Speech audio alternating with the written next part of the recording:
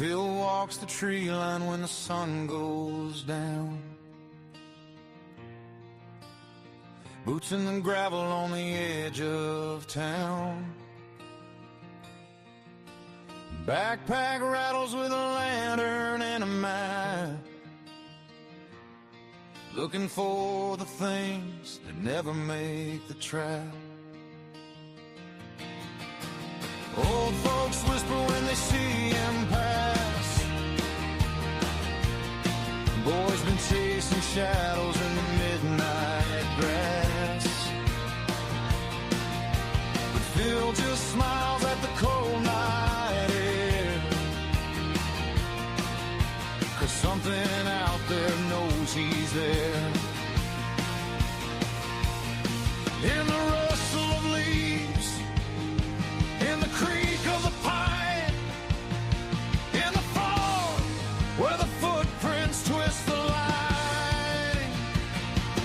He's the dog man, TP hunter, roving through the night, chasing ghostly echoes in the pale moonlight.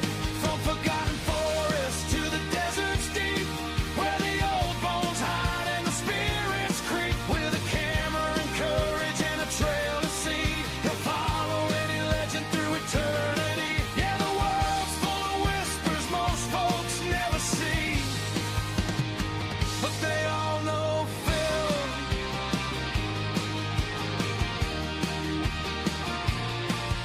He slept in ruins where the cold winds cry. Watch strange lights dancing in a cold black sky.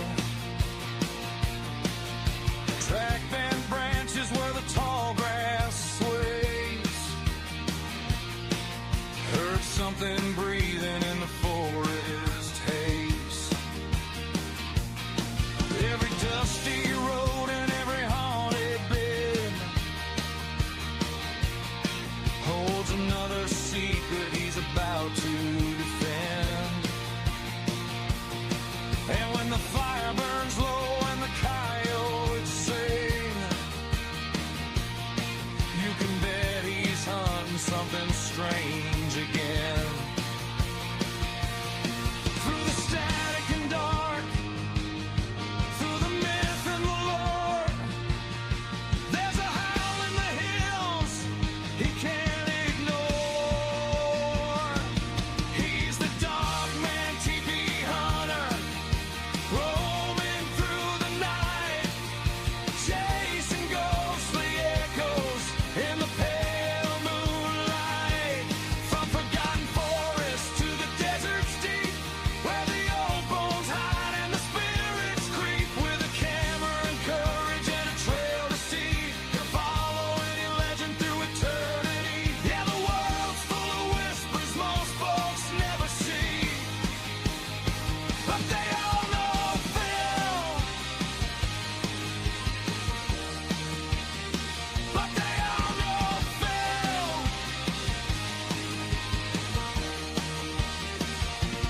Maybe it's a shadow, maybe something real, maybe ancient footprints only he can feel. But the truth lives somewhere past the tree line bend, and Phil won't stop until the very end. He's the dog man, TP hunter, roams into the trail, following the stories in the midnight gale. Ghosts in the rafters and beasts in the pines, calling out his name through the ancient signs. And if you hear a howl where the campfires be and a lantern swinging through the cedar trees, that's a hunter chasing mysteries. That's Phil, running wild and free.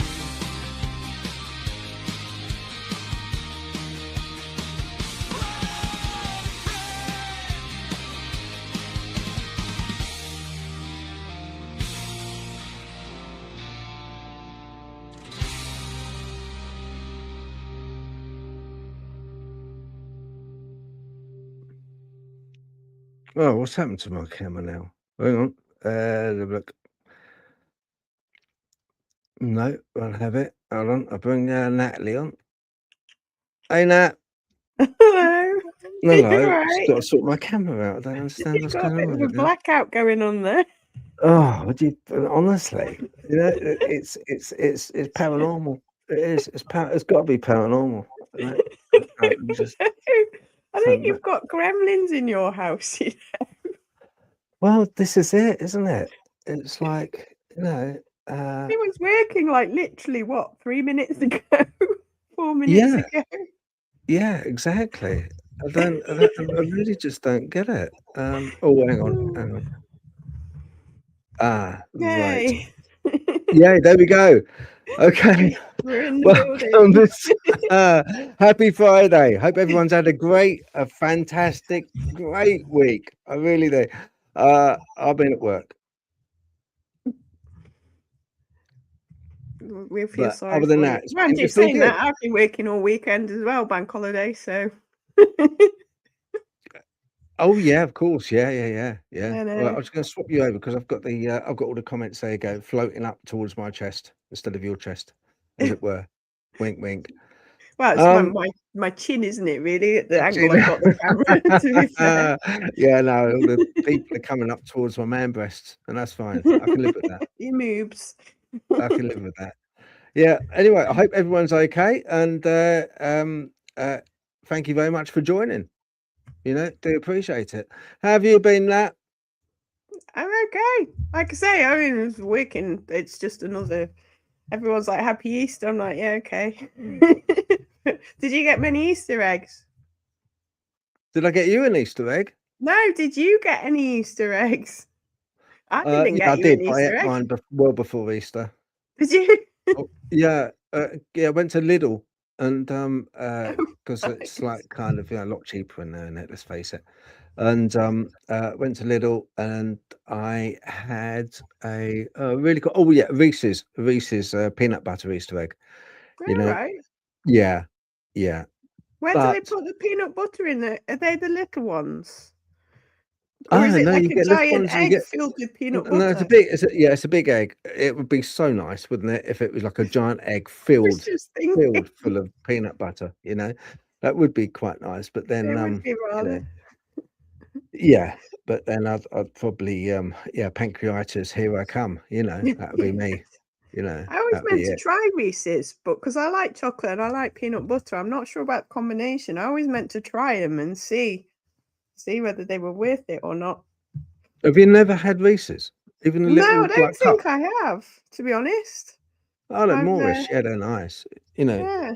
you have to like It's, peanut butter. If you don't like peanut butter, then don't worry about it. yeah, no, I live on peanut butter pretty much. So Oh, you'll like Reese's then. I'd Yeah. probably like the Reese's. Yeah. Oh, no, Yeah. no, you will. Yeah. It's the work of the devil. Oh, they yeah, they sound a little bit like perhaps that's why I haven't tried them yet. As the temptation. Yeah. Yeah. It's the work of the devil. Seriously, you know. Yeah. But yeah, lovely. You know, it's every now and then you got to dance with the devil, sort of like when it comes to Easter and chocolate, you know. Well, this is true. Yeah. But other than that, no, it's been just with me, it's just been sort of like work and then coming back. Oh, I did do a video. I went out, work sent me off to Thetford in Oh Suffolk yeah. or Norfolk, actually. It's just on the border. And I went back to Thetford Forest. Oh, are So I you? went for oh, it was lovely, Nat. It was so sunny. It was that day we had that really nice hot day. It was like 24 degrees, which for the UK, like the time of year we're in, was like sweltering. Yeah, it's lovely, and just like roaming around the forest. But uh, and it was more of a monologue, really. I was going round, I didn't see anything before anyone thinks, "Oh, did you find it?" No, I didn't really. But there again, whatever you see on camera, I miss there. And a lot of times you miss seeing stuff, but on camera, in retrospect, when you look, you think, "Oh, hang on, what is that in the background?" Yeah, But I that's was just true. going round. You know how I sort of waffle, No, just a little bit. I didn't know you waffled, Phil. I never noticed. A little bit, don't I? Yeah, so I was like giving a bit of a monologue and I was mentioning about, you know, the Bigfoot thing going on, and you know, the documentary that's meant to be coming out, and then they withheld it. And it just struck me. It came into my mind, and I just started waffling on. And I thought, oh, I don't know, should I bring it out? Should I really? Should I drop that video? Because a lot of people will probably be like, you know, hate me because of it. But I thought, well, no, I'm gonna drop it. I'm gonna drop it because you know it's sometimes, you know, stuff that comes into your mind, and it's better that it comes out rather than be scripted. You know, what is in your mind just comes out, and if people like it, they like it. If they don't, it's like what it is, isn't it? You know. Well, it's But your channel anyway, anyway, isn't it? It's your opinion as well, so everyone's entitled to one. So, yeah, yeah. you know, yeah, exactly. You know, so I think I'll give it a go anyway. We got a fabulous guest. Now, you interviewed this guest, didn't you? Yeah, but actually, roughly just under 12 months ago, 11 months ago. Right. So yeah, it's kind of like a calendar event. It's like I anniversary know. almost. So, looking forward to it. It's Yeah, no, he's a lovely he's a nice guest to guy. have I on. was chatting to him before the show. You know, yeah, really, you know, really nice guy. You know, and then when I thought the microphone was off and camera was off, 'cause I went to make a cup of tea. You know, he turned around and said, "Oh, Phil, you big nose twat," and I was like, "What?" I was trying to be all serious. You know. Yeah, I'm sure. Yeah, he's got really lovely long hair as well. You know, and Yes. yeah, when he thought the camera was off, it wasn't, and he put on this really heavy rock and roll music. You know, it's like death metal music, and it was like giving it awful hair and everything like that. So yeah, he's quite out there, but lovely bloke and a wealth of knowledge. So let's, without any delay, shall we bring on Kaedrich Olsen? Let's have a look. Hopefully the camera will work. I was going to say, Hey, hopefully the Kaedrich. camera will work. Hello. It's good to be here. That's awesome. It's good. It's good to have you on. It really is, mate. Really lovely to have you on. Thank you very excited to much be for here. coming on.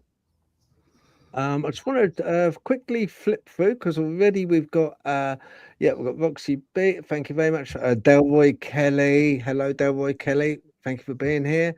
We've got Kate. Hello, Kate. Lovely. That music. I should release it as a single, that theme tune of mine that you did. Absolutely fantastic. Goldfish Paranormal. That's an odd one. Don't know who that is.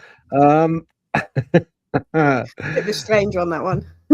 Yeah, it's a bit odd, that one. I don't know, a bit odd there. Goldfish Paranormal. Susan Voosden, hello from Team GAPS, Ghost and Paranormal Society. Thank you very much for joining us. Appreciated. Keith Aston. Hey, Keith. Hope you're keeping well. Hello. Hello. Oh, hang on. What did Kate say? Is Phil secretly twerking? That was when your camera was off. We don't know if it broke the camera. I think that's what she was implying. Yes. Yeah. In actual fact, yes, I was. Facebook was like, yes, we don't need anyone seeing this. We'll just blank it until you it just stops. don't need to see my butt on the camera. No, you don't. But yeah, I was secretly. Yeah, I was, to be honest. But that's, you know, between me and the confessional. Let's have a look. Yeah, right. Okay, I'm going to get to it. Thank you very much, everyone, for joining us on the chat. And I will, as the program progresses, I will skip back onto the chat and mention other people. Have you been, Kaedrich? Doing very well. I'm excited about all the things going on. My purpose in this life is to be a teacher, and so my brain never stops. So I'm always creating things, always putting stuff together and putting new things out there to teach, and I just can't stop. That's what I do.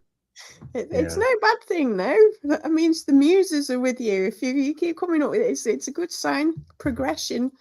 As long as you're going forwards and not backwards. Always forward.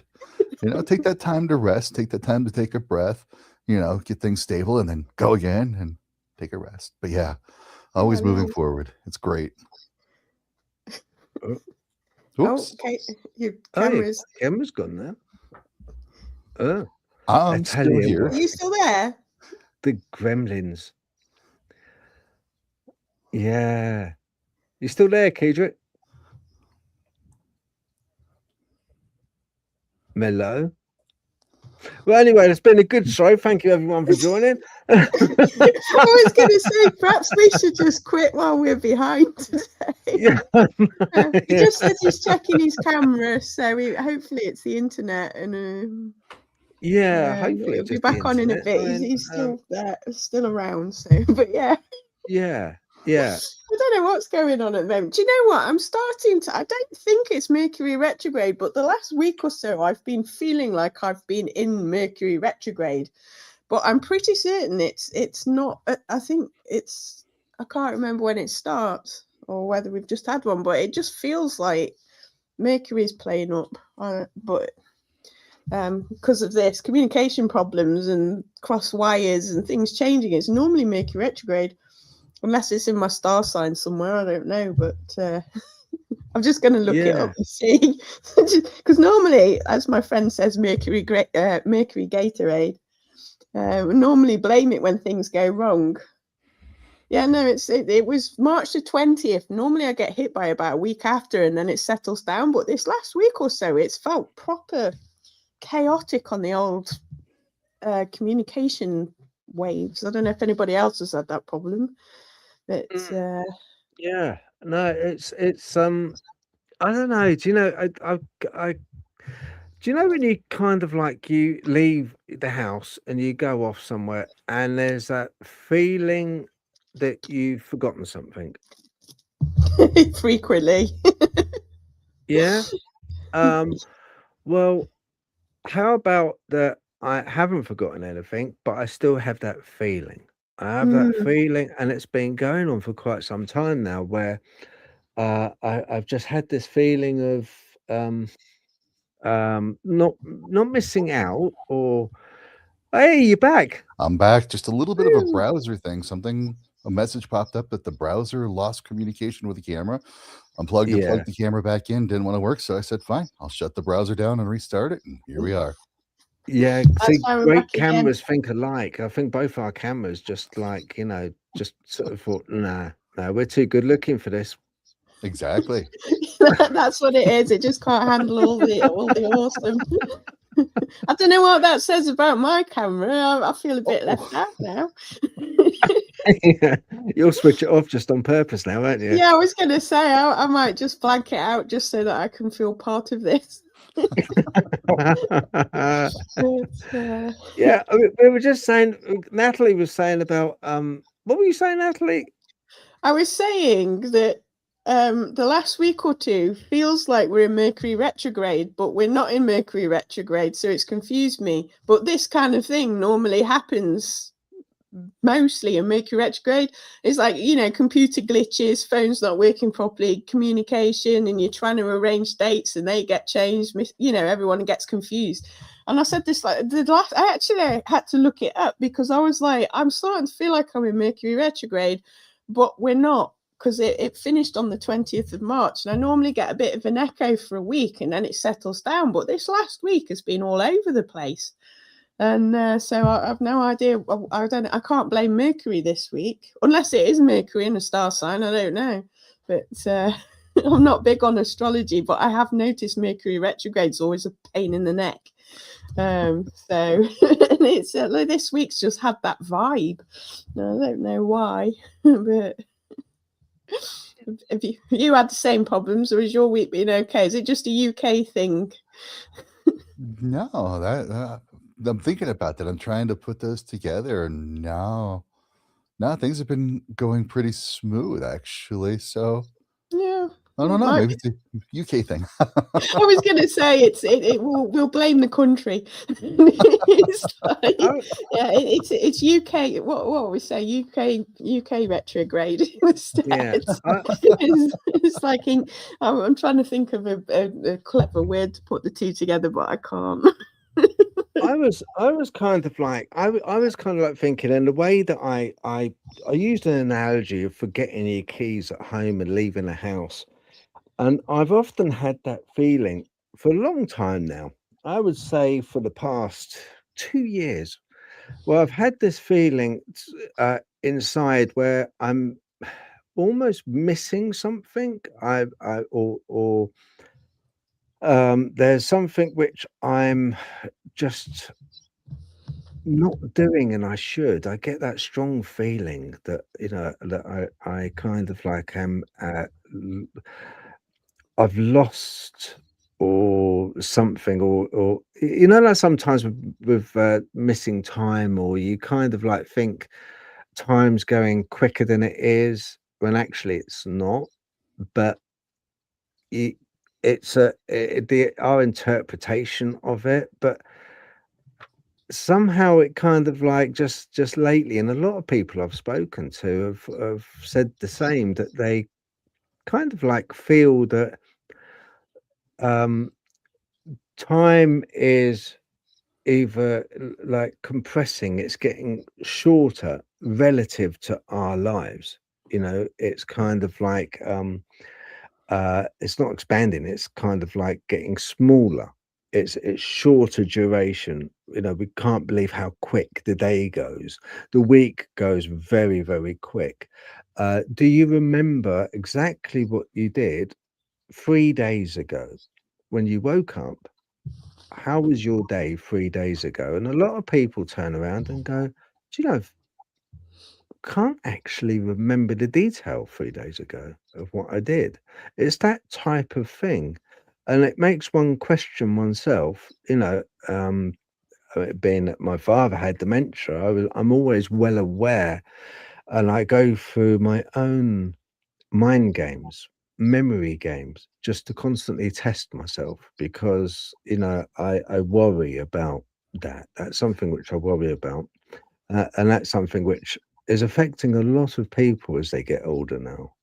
Um, but yeah, there's always that feeling, when you mention about the retrograde, Natalie, I always have that feeling that there's something that I'm missing. That they've. Do you find that, Kaedrich? Do you find that you? Absolutely. I mean, it's funny. It was just earlier today telling my wife she's a time machine because whenever I spend time with her, it's like it goes by. It's like lost time, but because it's so wonderful. I love being with my wife. We have a great relationship, but there is something to that sense of time speeding up. And I'm not quite remembering what the mechanism is in our brain. I'm a big believer that time in itself doesn't exist at all. Everything happens all at once, layered with probability, possibility, and there's science to back that up. But it's our brain that interprets time linearly. And you can almost think of that that part of our brain that interprets time is like a video camera that has a frame rate. And when we're younger, the frame rate is higher, so things look like time moves slower. But as we get older, that frame rate starts to slow down. So time starts to move faster to our perception. And the older we get, the slower that frame rate gets. So you're absolutely right. As we're starting to get older, time goes by much faster because our brain is literally processing at a lesser speed. So things go by faster. Yeah. Yeah, it's funny you mentioned about the frame rate. That's one of my analogies I use for the paranormal and for a lot of things like cryptids. My, I came up with a hypothesis of I call it the everything engine. But basically, we're say on 35 frames per second, and we're on one frame of that film. We can't see the beginning, we can't see the end. We are just floating along that frame as it's jiggling through. And a lot of the entities that we see are very brief. They're transient. They appear and then disappear. They're on our peripheral and they just flip by. And I surmise that it could possibly be that they're on 36 frames per second film. So, as two trains opposed to each other go along, there's one point where the two trains will actually meet. And if someone's hanging out the window in one train, another person's hanging out the train on another window, there's a point that they will both see each other, and they will both be static momentarily as they see each other before the trains then move on.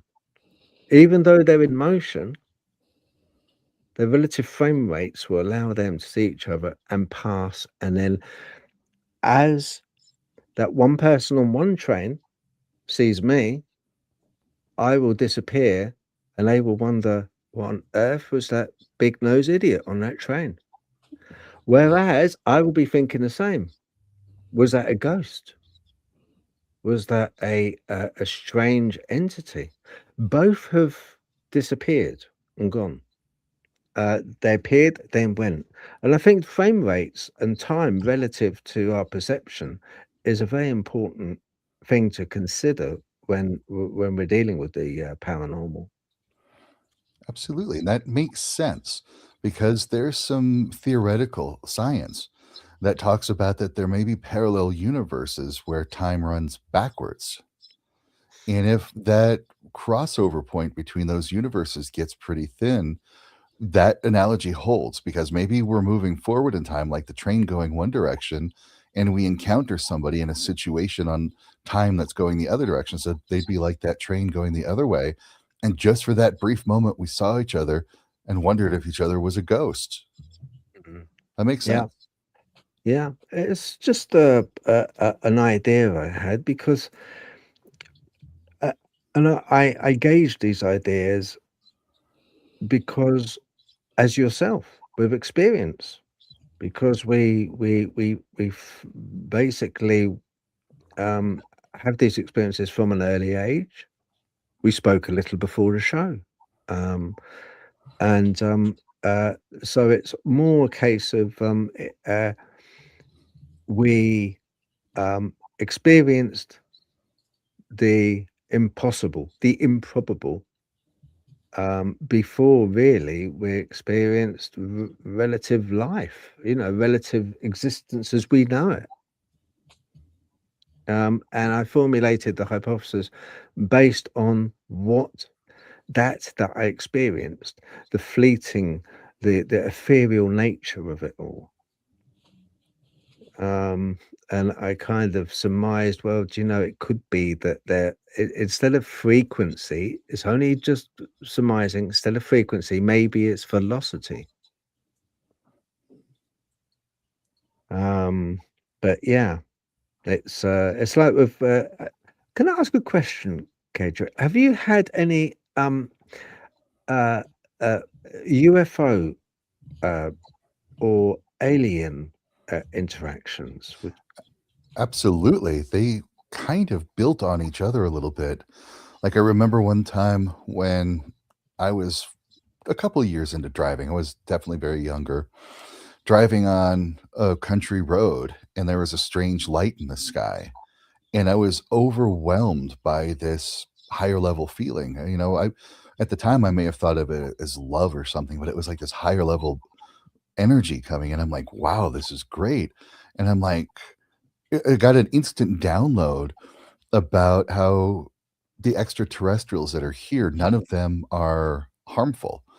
None, even though despite we hear all the stories and everything that they're not harmful, that there seems to be a universal filter that you can't leave your home world until you solved war and you solved that negativity. And they were here to help us solve that. That was contrasted a few years later when I was in college. I went to college for video and music business. And I decided I wanted to do a mockumentary for one of my projects about six-fingered aliens. My justification was the clock is base 12, the circle is base 12, and a lot of our counting system in the modern time is base 10. And I figured, well, we got 10 fingers, so we're going to use base 10. But what if these extraterrestrials had six fingers? They would have invented a base 12 counting system, which is where we'd get the 12 and the 360s. And so I kind of put together a little silly mockumentary, glued some paper plates together, went to spray paint them. Now, just prior to this, I would have reoccurring dreams of floating in an electric green light. And my wife at the time said there were times she would try to wake me up, and I'm like, wait, I can't, I got to finish these numbers. I got to work with these numbers. Well, that night that I spray painted silver the paper plate so it looked like a UFO because it's kind of a mockumentary. And my fingers were covered in silver spray paint, and nothing I could do would wash that silver spray paint off whatsoever. And so I went to bed. I figured, okay, I'm just going to have silver fingers for a while. And the bed had black sheets, black pillowcases, and that night I had another dream floating an electric green light. Then I was in a room filled with this green light, a lot of little things in there, and I don't think it was a dream. And there was an older guy, white hair, long white beard, asking, "Do you remember the numbers we gave you?" And so it was kind of like this interrogation about the numbers and working through numbers. I can't quite clearly remember that part. That morning I woke up, the spray paint on my fingers was gone. Wasn't on the bed, wasn't on the sheets.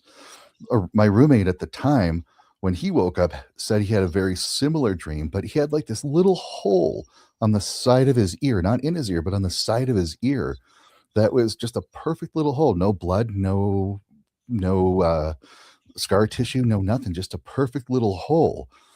And nearby, every night, there are these weird sounds going on, very strange sounds. And the only thing I can relate that to is some of the commonalities, the common stories I've heard of, not necessarily abduction, but kind of being taken up to a craft and being shown things and taught things and then coming back. So it was a very interesting experience that I still don't quite know what it was, but I kind of relate that to extraterrestrial activity. Hmm.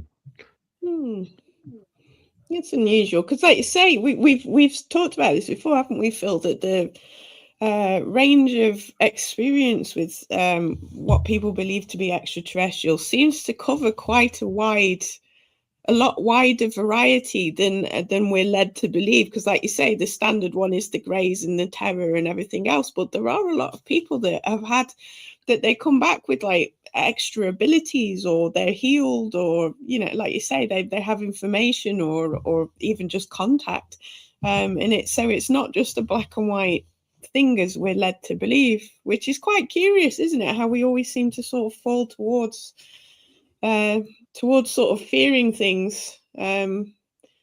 It's it's quite strange, really. Phil and I were actually talking a bit about that, how we default to fear. And my understanding of that is our Paleolithic ancestors gave that to us. It's something that is hardwired into our biological systems. We've got the amygdala, which is like the fear response that will literally trigger the brainstem. So we go into fight or flight mode instantly, even before we know what's going on. And then it passes that alert information to our prefrontal cortex so much later. So then we can stop and start to evaluate what's going on.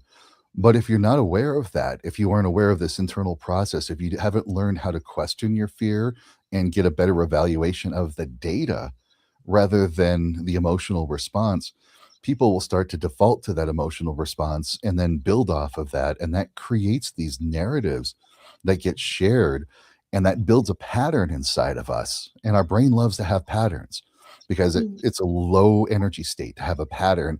And it's like, I heard about this. This is what was going on. And then it becomes a perception, an artificial perception of the incident that happened based off of that fear response, based off of that pattern. But when we can take that pause, when you can take a breath and let that prefrontal really kick in, it overrides that emotion. And then we can give a different meaning to that situation where we're going, what was that? What is this all about?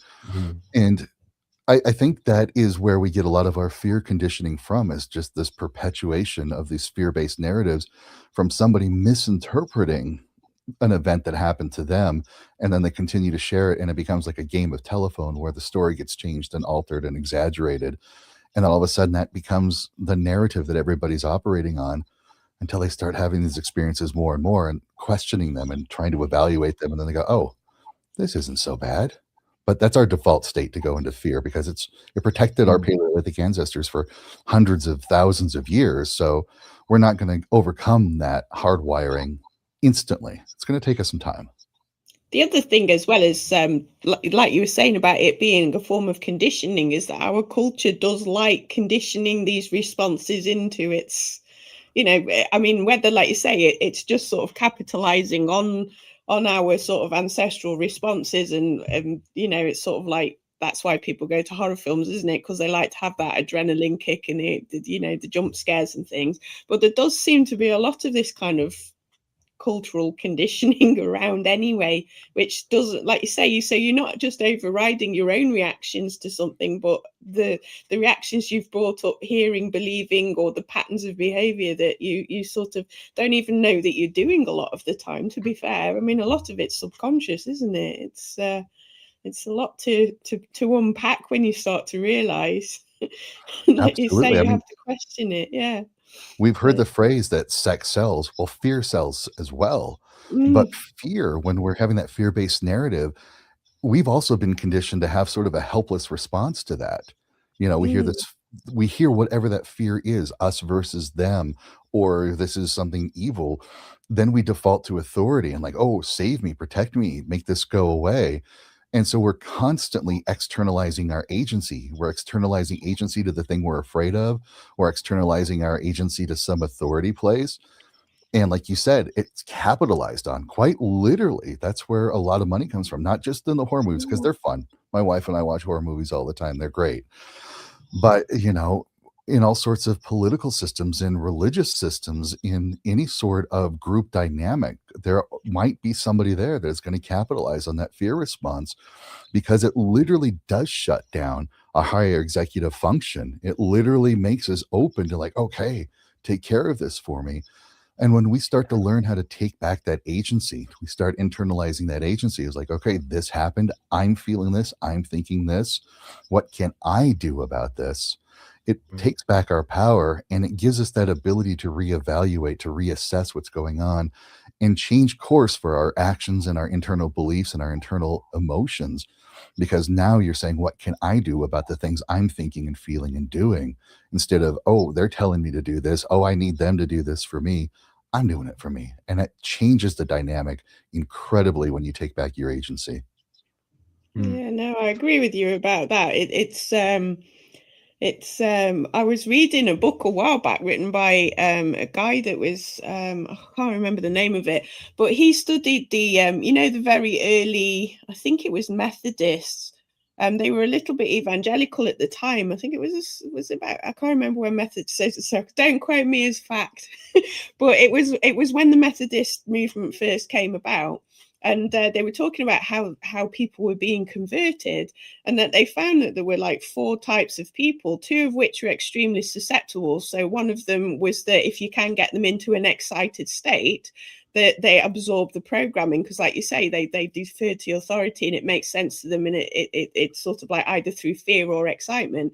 And then the other ones was like the peer pressure and, you know, the need to conform, which again is a form of fear. And the 2 that were the most resistant to the sort of like the programming based on fear and excitement were people that were just calm. And like you say, they just like, you know, so then you can keep rational. But and also the people that were already extremely dysregulated. So the people that were sort of like already, you know, overwrought, paranoid, and that they were in too much in the fear state that they couldn't take on board whatever programming that they wanted to take. And it's like, if you look around you, like you say, even, you know, just because this was one of the original past, I think it was one of the original pastors, I can't remember his name, and was saying that how he goes about it pretty much, or somebody noticed the patterns. But you do see these patterns a lot of the time, and like you say, when you start to feel people trying to sort of jig you up and rile you up, you have to sort of go, wait a minute, I need to calm down, because I'm starting to not be able to think. You know, but 2020 was a good example of that. I mean, I didn't watch any news. I mean, I don't have a TV anyway, but I literally didn't watch anything. And so it's like, because I was like, no, this is fear. I'm not going to sort of be overridden by it. And it's like, so I think that helped me to get through it a little bit better, because I, like you say, I was able to stay calmer. But it is quite interesting when you watch around you.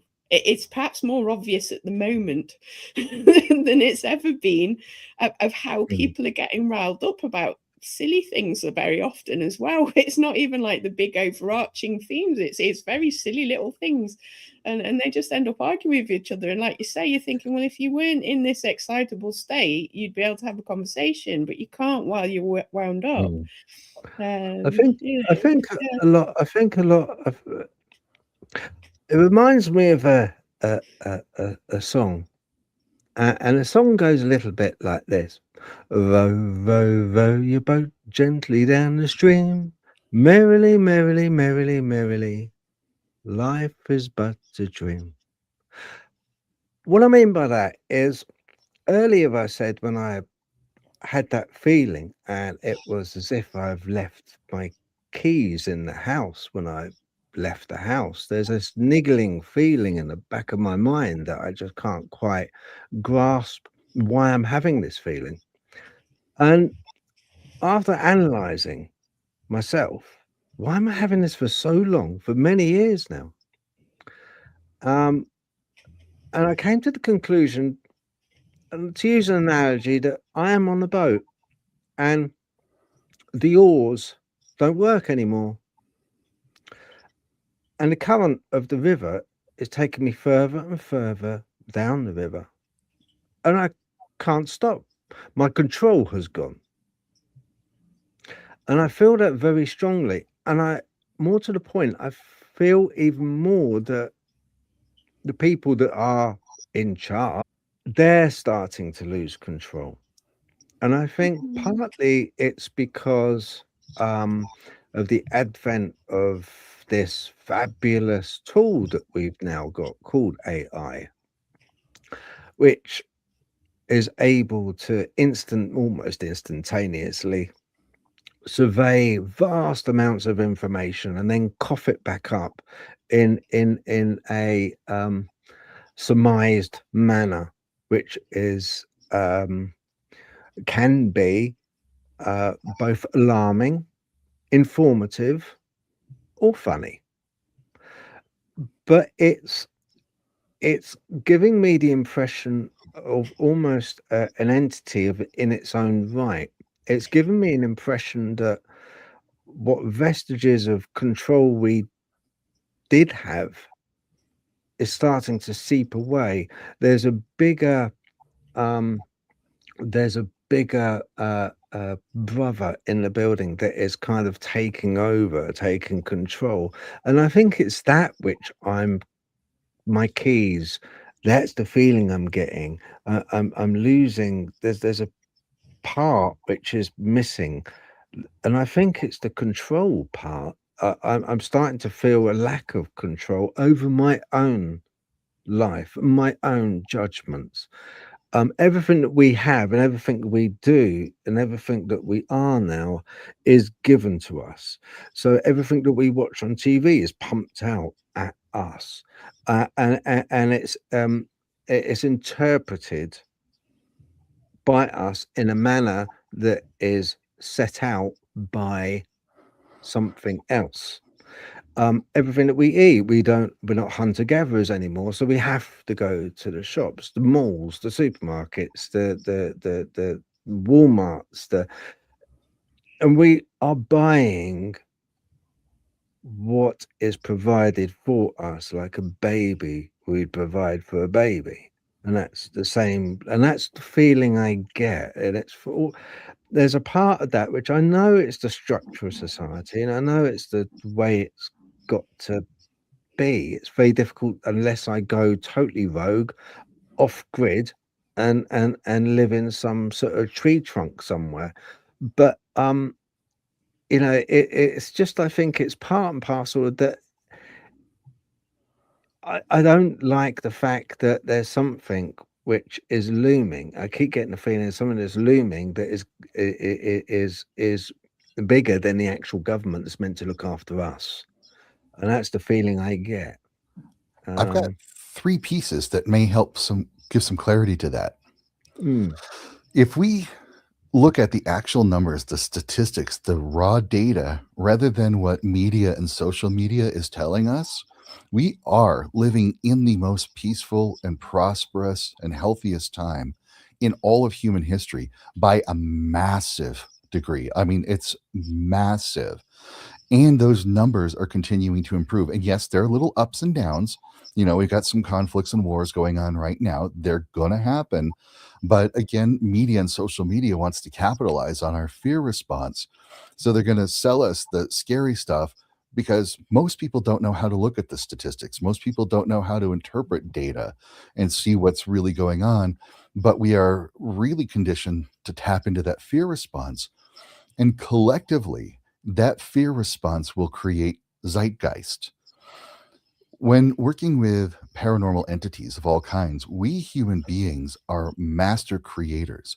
We create paranormal entities like crazy. I will say that more often than not, when something goes wrong in a paranormal situation, it's not a natural born entity, but rather a human created entity like a thought form or an egregore. And I do consider zeitgeist to be an entity that is built up by this collective fear or this collective response, reaction, I should say, not response, but reaction. And it really taps into that sometimes that us versus them. The media will rile us up and say, oh, look at the villain du jour. Let's go get them. And that builds up that zeitgeist. 2020 was an example of that zeitgeist. And it's that big, dark thing looming over us that we are all collectively tapped into. And it's perpetuating that fear cycle. But the way that we get out of this and the way that we change this, and this is what's working, is when we do our own shadow work and we do our own spiritual growth for the sake of ourselves, not for the sake of anybody else. And I know it sounds selfish, but what happens is you're doing your own inner healing and your own inner conscious growth, your own spiritual growth. You are inserting that information into the collective unconscious. And that makes it so much easier for everybody else to do what you've been doing, to gain the healing that you've been getting. And because more and more people in the world are doing that more prominently, we're going to see those numbers continue to go down with little fluctuations, of course, but those numbers are going down. But what is combating that is that perpetual zeitgeist, the old school way of thinking, the old way of being. They are in their death throes. They are freaking out. The old system is collapsing. The old way of controlling people and getting people riled up is failing. And those powers that be, both physical and spiritual, are in a sense having their own fear, panic response, going, how do we rile this zeitgeist back up? How do we get this fervor going back in the people? And some people are responding to it. But then we keep doing our spiritual work. We keep addressing those shadows. We keep moving into our prefrontal cortex and going, what's really going on? The same techniques that we talked about dealing with a paranormal entity in the room and overcoming that fear, we can apply at the social level and do those same techniques and do our collective shadow work so that everybody can do their collective spiritual growth. And we're going to continue seeing the world becoming a more prosperous, healthy, and peaceful place. It's working. This kind of work that we're doing here is working. That's interesting. You work with higher level entities, what you call whisperers. Yes. Who provide you with insight into the afterlife and shadow realms. Okay. Given that you also teach that humans can accidentally create thought forms and egregores, I mean, tulpas are for a personal level. I could create a tulpa, but egregore is more of a group created entity. But through consistent emotional energy, they're created. How can you be absolutely certain that the whisperers aren't just powerful thought forms created by your own lifelong immersion in the paranormal? I love that. I love that. I've got 10 rules of interacting with the paranormal. One of them is test and validate everything. Even if you think it's a guide coming in, test it, challenge them, push back. And what I've noticed, if it's a lower level entity or a tricksy human being, somebody that has their own agenda, they will always have a sense of urgency. You got to do it now, now, now, now, now. Or there is some sort of consequence. If you don't do this, this is going to happen. And so when you hear those kind of messages of urgency and consequence, say, no, thanks. You can go do your own shadow work. You can go do your own healing. I'm not going to work with you. A higher level being doesn't care They could be gently persistent. They're very subtle about it. They're like, here's something to think about. Here's something to study. Here's a nudge in that right direction. But because they exist outside of time as we know it, where these other little things don't exist they live in the time frame we do, those higher level beings don't care if you get it right now or next lifetime or the lifetime after. They just know you're going to get it. So they're incredibly patient. And you make a really good point. How do I know it's not a high level thought form? It's because when working with thought forms, their communication is very simple. It's like scare me, make me angry, feel aggression. Very, very simple. It's like one line of code, like one line of computer code.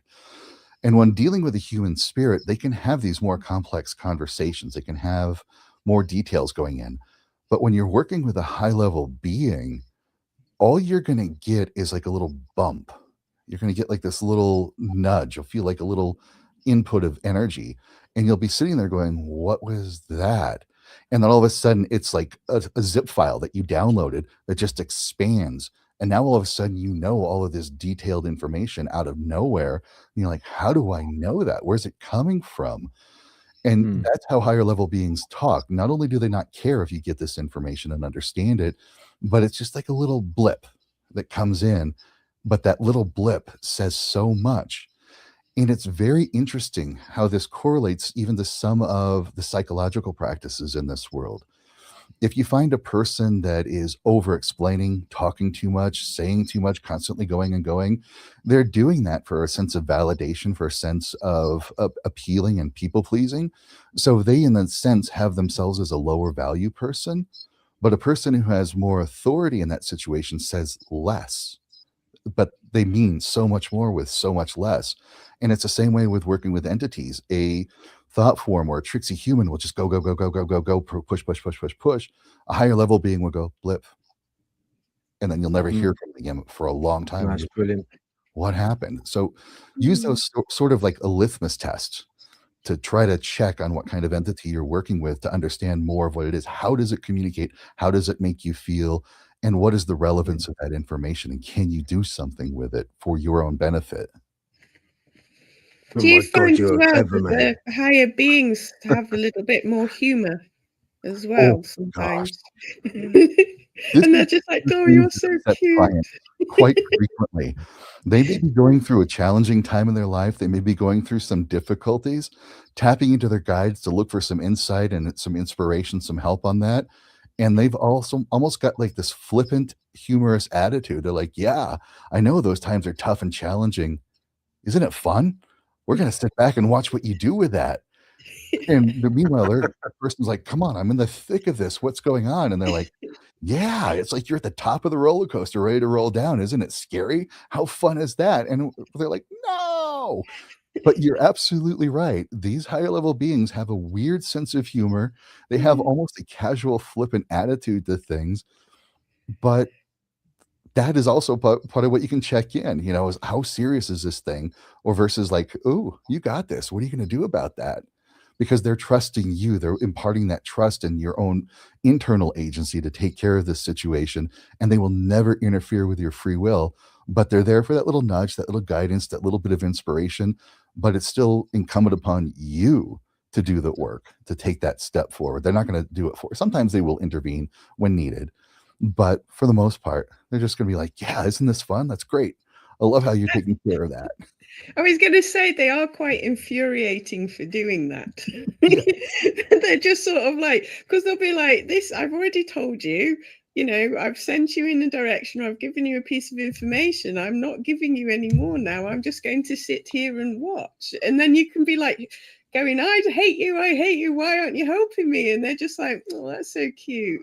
It's like, I've already told you, go off and do the work now. It's like, I'm not holding your hand for you. I'm like you say, here to help rather than tell. And I think you're right about the lower beings tend to want to tell you what to do.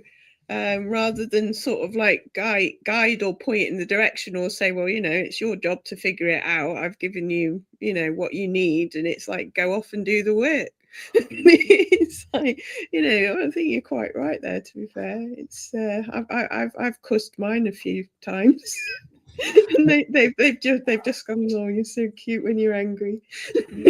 And I think some of the confusion, if not some of the disparity, happens because we feel from our own subjective perspective that we're dealing with something big and profound, Mm, and we need a big, profound answer to the problem. We want something, snap their fingers, boom, it's gone. Here's your answer, taken care of. But they give us these little things, this little tiny nudge. mm, Do this little tiny thing, but do it regularly, do it often. And then we're like, how is that going to affect anything? And I see this all the time with my clients. I've learned not to give the big solution, but give the little technique, this little tiny thing. And if you're doing like a bunch of different things, it's a linear growth. You are doing linear growth, but you do these little things and it's like a little nudge, a little baby step. And there sometimes it gets frustrating because you're trying to solve the big problem, but it starts to grow logarithmic because those little tiny steps compound logarithmically. And then all of a sudden you're shooting up out of nowhere. And what looked like a problem at one time is like, oh, I get that was kind of a lesson, not a test or anything. That was just kind of a way of learning this technique and to learn this internal process so that I can advance at a much higher rate. So they're also going to give us just these little nudges and not the big profound solution that we want, because we want to be rescued and not do those little tiny baby steps, which can be so frustrating to do at first. yeah, because you're completely right about that, because it's like, A, it's usually the one thing you don't want to do or the one thing you're avoiding doing, and B, it's always something small that you need to do regularly. So it's like, so when I get it with the horses very often, when people go, oh, I can't do this, and I was like, you just need to practice this one thing. Have you been well, I've done it a couple of times. And I was like, well, you need to do it more than a couple of times. And then all of a sudden this will get easier, and then that will solve itself. And it's like, it's always the one thing they won't. I don't know what it is with the human brain. It's like, it's almost like we can't comprehend that something so small can be so profound until we apply it and it happens. And then you're like, wow. And then you take it a little bit more seriously about some of the smaller things. But it's like, in a weird kind of way, it's always about basic small stuff, and everyone wants this massive big one solution, bam, it's done. But it's very rarely, it is more small repetitive practice. It's practice, isn't it? It's called a spiritual practice. You Exactly. practicing. So yeah, I completely agree. I'll give you sort of an example of that. I was working with a client recently who had been doing his spiritual work for years. He really tapped into some really good stuff. He was connected with his guides, getting downloads, and then all of a sudden everything shut down. He felt that there was like a darker presence near him. His health was starting to suffer, and this went on for months. And so we started to work together. I reached out, I felt it, and I was kind of surprised. It felt like an archon. It felt like something very different. It was very archonic energy that was thriving off of his suffering. And the technique that I gave him was to just be neutral. Of course, take that internal agency. I'm thinking this, I'm feeling this, I'm experiencing this. So you take that agency back, but then be neutral about it. It's like, huh, okay. I see you're poking me with that. Oh, okay. I can feel that feeling. Okay, I'm feeling that thought. Whatever. Just be neutral. That's very difficult because that our amygdala brainstem response wants us to react and go, no, we got to fight this off. We got to, and it's a big, profound thing when you're dealing with an archon. It's one of those big nasties out there. And we want that, instant somebody to come in, bring in Thor, smash it with a hammer, bring in Kali, chop off the demon's head, make it go away. But I gave him that neutrality practice. Just be super neutral, because the reaction that you give, no matter what that reaction is feeding that archon. But if you just remain neutral, no matter how it pokes, no matter what it says, no matter what it does, you're like, yeah, I'm hearing this, I'm thinking this, I'm feeling that. So what? Neutral. Hard to do, but it's a tiny little thing. But I give him kudos. He practiced that many times a day, several times a day, and he stayed consistent with it. After a week, he started to improve. I could feel that this thing was off to the side, just kind of watching, waiting for a vulnerability, waiting for an opening. He reinforced it. He kept doing that. And the more he did that, the easier it got to just be neutral, no matter what was going on. After 2 weeks, that thing was completely gone and has left him alone. His health is improving. His abilities are improving. He's moving at a higher level. He's receiving higher level downloads, which were confusing because it wasn't coming the way he used to, because he was able to reach that higher state through a consistent, persistent, tiny little practice that compounded and had a profound effect after 2 weeks. But 2 weeks it took. Wow. Can you just explain briefly what an archon is? Is that related to Gnosticism? Yeah. Archon? I just am not remind me what one is. I recognize the word, but I'm not 100% sure what it Yeah, it is. does come from the Gnostic tradition that these are some sort of, and I have to put my own interpretation on it, that these are some sort of interdimensional beings. They are not necessarily, and I'm going to say necessarily, not necessarily created entities, but there's some other form of entity that operate on a different level than we do. And in the Gnostic terms, they thrive off of something called lush, which is our fear, our aggression, our hostility. In the Old Norse tradition, they were called the Thurs. The Thursar for plural. And they were a type of giant. They always had names like Hati, the hater, Angerboda, the boding of suffering, that sort of thing. And they were in conflict with gods and elves. And you remember in the Norse tradition, elves aren't like pointy ear, pointy hat things. They are ascended masters. They're higher level beings, even higher level beings than the gods. And so they were a threat to these kind of things. They were in this sort of conflict. And these entities tend to influence vast swaths of people. So, like, for example, if we were to look at Rwanda, where they're fighting each other over a name Tutsi or Hutu, what's that all about? So they will get vast swaths of population. They thrive off of that zeitgeist kind of motivation. They get people to do dumb things, but sometimes they will attach to individuals and try to influence that individual, especially if they're in a position of power or if they are somebody that could be potentially influential. They'll attach to that person and try to motivate them.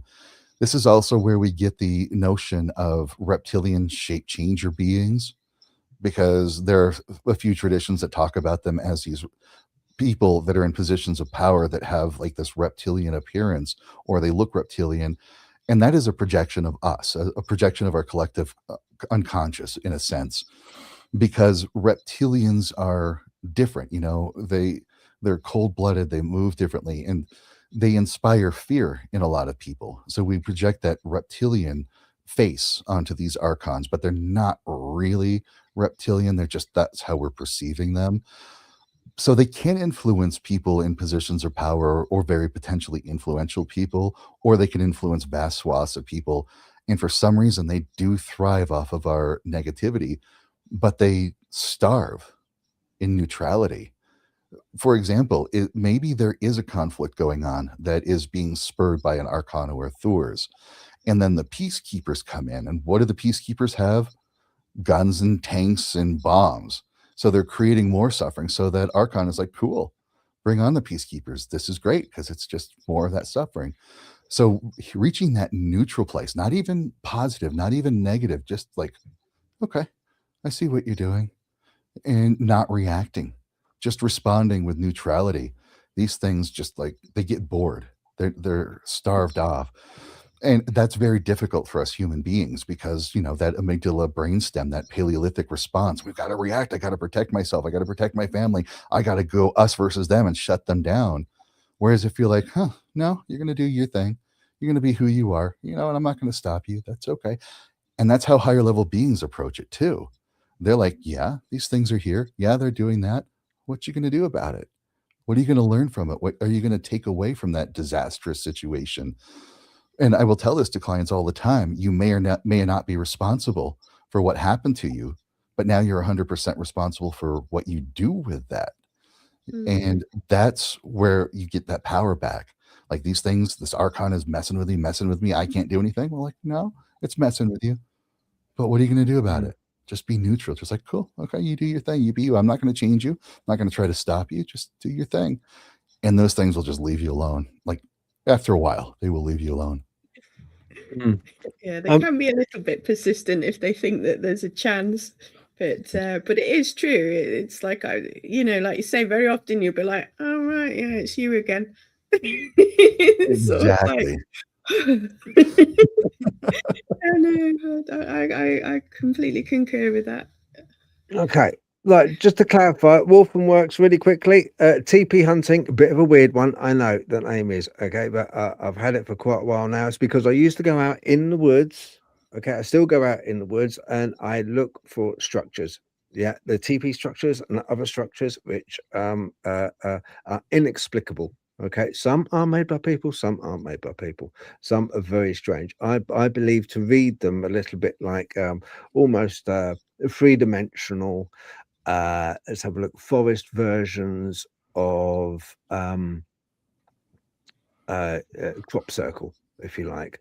I think they are made by cryptids, and that's where the name sort of stuck and got from. So just to clarify that. With in view of what you've just said, Kaedrich, I wanted to ask you, where do you stand with the consciousness? A person's conscious mind as opposed to their subconscious mind. We have our brain, obviously, but we then have a consciousness. Now, is that part of our brain, do you think, or do you think it's external? Oh, it's a very good question. I think it's complex. The way I've come to understand this, I like to go back to field theory, from science. When we look at like the work of Feynman, he said there is an electromagnetic field that permeates the universe. It's just everywhere. And when it's in its zero state, there's nothing to perceive. It's just everywhere. It's invisible. You can't measure it, you can't observe it. But when there is a perturbation in that field, an excitation in that field, then we can perceive light, we can perceive magnetism, we can perceive this. And it's just a field that runs everywhere. And that wave moves through that field at the speed of light. It's everywhere all the time. The same thing about consciousness, and this is what quantum theorists are coming to. They're coming to the idea that there is a consciousness field. And I think even Robert Lanza, the biocentrism, talked about the consciousness field is everywhere. And consciousness is just energy in that field, an energetic excitation, just like a light wave. And it can exist as a very simple sine wave moving through the field, or it can be very complex, like if you ever looked at the waveform for music, just how complex that can be. And what I've found is the more complex that consciousness waveform is, the more it becomes self-coherent. It's like when you observe something, it collapses the probability into actuality. And so this complicated consciousness waveform can observe itself. And by observing itself, it keeps itself in actuality. So therefore, it's self coherent. And it exists outside of time. There is no time to it. Time is everywhere. And this is not even a spiritual being yet, because that consciousness field can then get condensed into spiritual energy. And then that's what we would experience as a spirit, not necessarily a created entity, but a spirit. It is a self coherent, conscious, sapient, and sentient being. When it comes into a body, we are both physical and spiritual. We're not a spiritual being having a physical experience. We're both. Both are mutually created with each other. The brain becomes a linear interpretation, it's a linear interpreter of that consciousness waveform. So that waveform exists without time. It's eternal. Time is a spectrum that it can just pop in and out at different points. But the brain needs things in linear terms. So our brain is an interpreter of that consciousness rather than the generator of it. But the subconscious is the body, where the memories are stored, where our trauma is stored, where a lot of our internal patterns are stored that we're not aware of. It's the body creating that. And that body gives the feedback to the brain. The brain gives that feedback to that consciousness field. And then it creates this sort of living dynamic where the body and the consciousness is interpreted through what the brain is aware of or not even aware of. And so it's a complex thing. I like the term that we are mind-body complex. I think that comes to us from the law of one, that is experiencing and interpreting reality through a linear process of our brain. In a way that we experience this is near-death experience. One of the commonalities in near-death experiences, people say they saw their life flash before their eyes, or they had a whole life review that they could see everything of their entire life. Because what's going on is that conscious being of the soul is moving away from the linear interpreter of the brain, experiencing their entire lifetime as a continuum that is constantly there, the entirety of it. And then when that soul comes back into the body, the brain has to make linear sense out of what that experience was. And so the brain interprets that, oh, I just saw my whole life flash before my eyes. I just had a life review, when it was really just the soul experiencing the entire continuum of physical existence. So in a nutshell, that is my understanding of what consciousness is. Yeah, because you teach.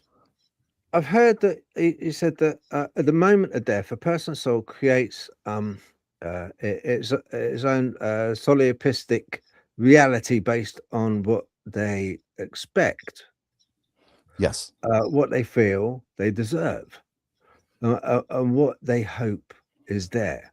Yes.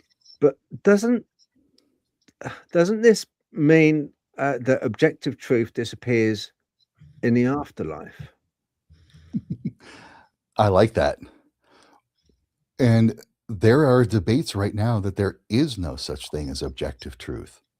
You know, some of the new quantum studies come out that even if we're using a ruler, that the use of that ruler and the interpretation of the data of that ruler is completely subjective. And it is true. In the spiritual realms, it's very difficult to find an objective reality because it's all a subjective interpretation. Imagine this. Let's just kind of give you this model. You're sitting in a room and you're in the center of that room, and we experience that room as a separate thing from what we are. But in the spirit realm, until you grow that level of awareness, the room that you're sitting in and your awareness in that room are the exact same thing. It's all the same consciousness construct. But that observer in the middle of the room thinks that it's still a separate entity from the room. And so you are constantly projecting your internal state to create what that room is. And that room is just a reflection of your internal reality. But there's that training. There are those people that help you to start to develop a way to interact with the subjective realities of other people. And so you start piecing together a more complex version of reality that we as physical humans would misinterpret as objective reality. But then you have to get to another higher level to see what all of those subjective interactions are really like and have the network that's created. So it gets pretty complex. So it's a good question. I do think we lose a sense of objective reality when we move into the spiritual realms. Brilliant. You honestly, you're very clever man. Very clever man. Right. Brilliant. Because that's not an easy one to answer. That's not an easy one to answer. But do you think that with the entities that you've come across, on the paranormal field, do you think there's any correlation between them and with the hot topic at the moment with aliens? Do you think there's they're one of the same, or they're related? It's another complex thing.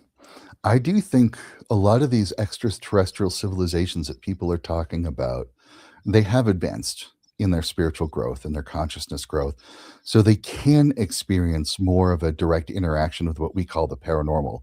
To them, the spiritual and the physical, they're all the same thing. They're just different expressions of consciousness. To them, it's one and the same. And so when we are interacting with these beings, either telepathically, energetically, or even physically, it's going to give us a bump in our energy. It's going to give us a little bump in our consciousness so that we're more aware of the paranormal. We're more aware. Plus, it's that pattern interrupt where we live in a box of our comfort zone, and now comes in something that interrupts the pattern of our comfort zone. And it forces our brain to develop that neuroplasticity where we have to think differently. We have to think outside of our comfort zone. What could this be? And that openness to experience that loss of expectation of reality opens us up to receiving even more.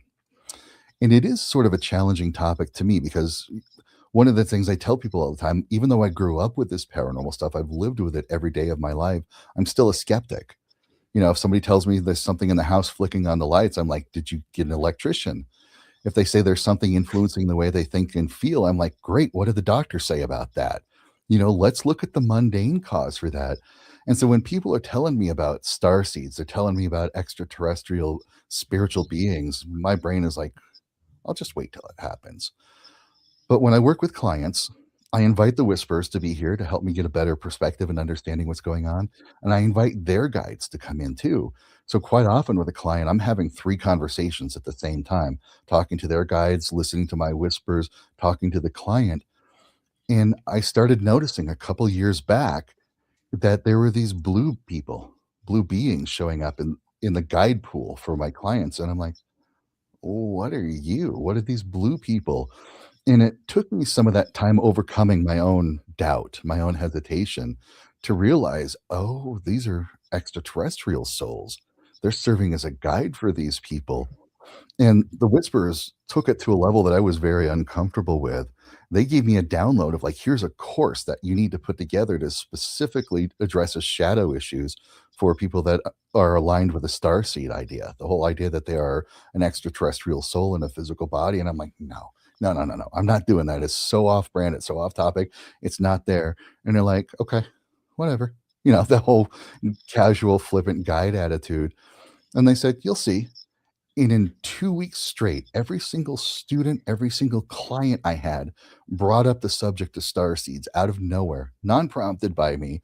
And so I had to roll my eyes and I'm like, all right, guys, I get the message. And I just kind of put together the course and it's available on my website, transcending the star seed wound. And I'm like, I get it.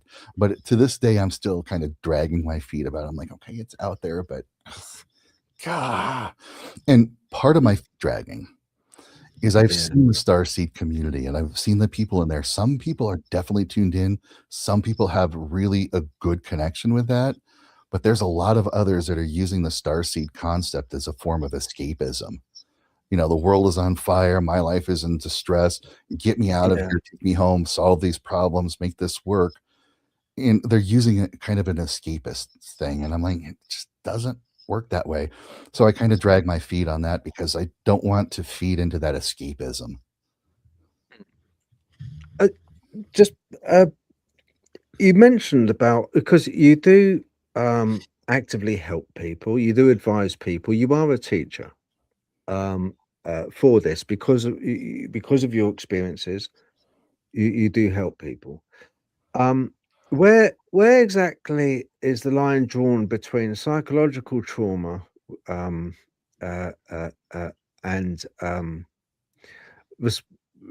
response and a genuine paranormal entity attachment? And how can a layperson tell the difference without externalizing their own mental health struggles?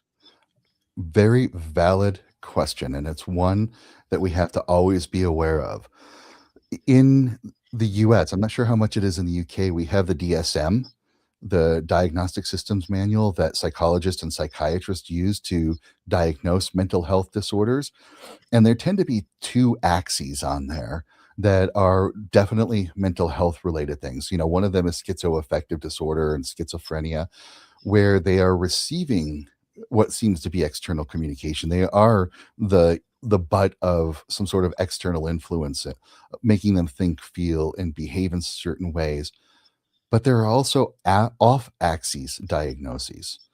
And one of those off-axis diagnoses was put on there by Stanislav Grof.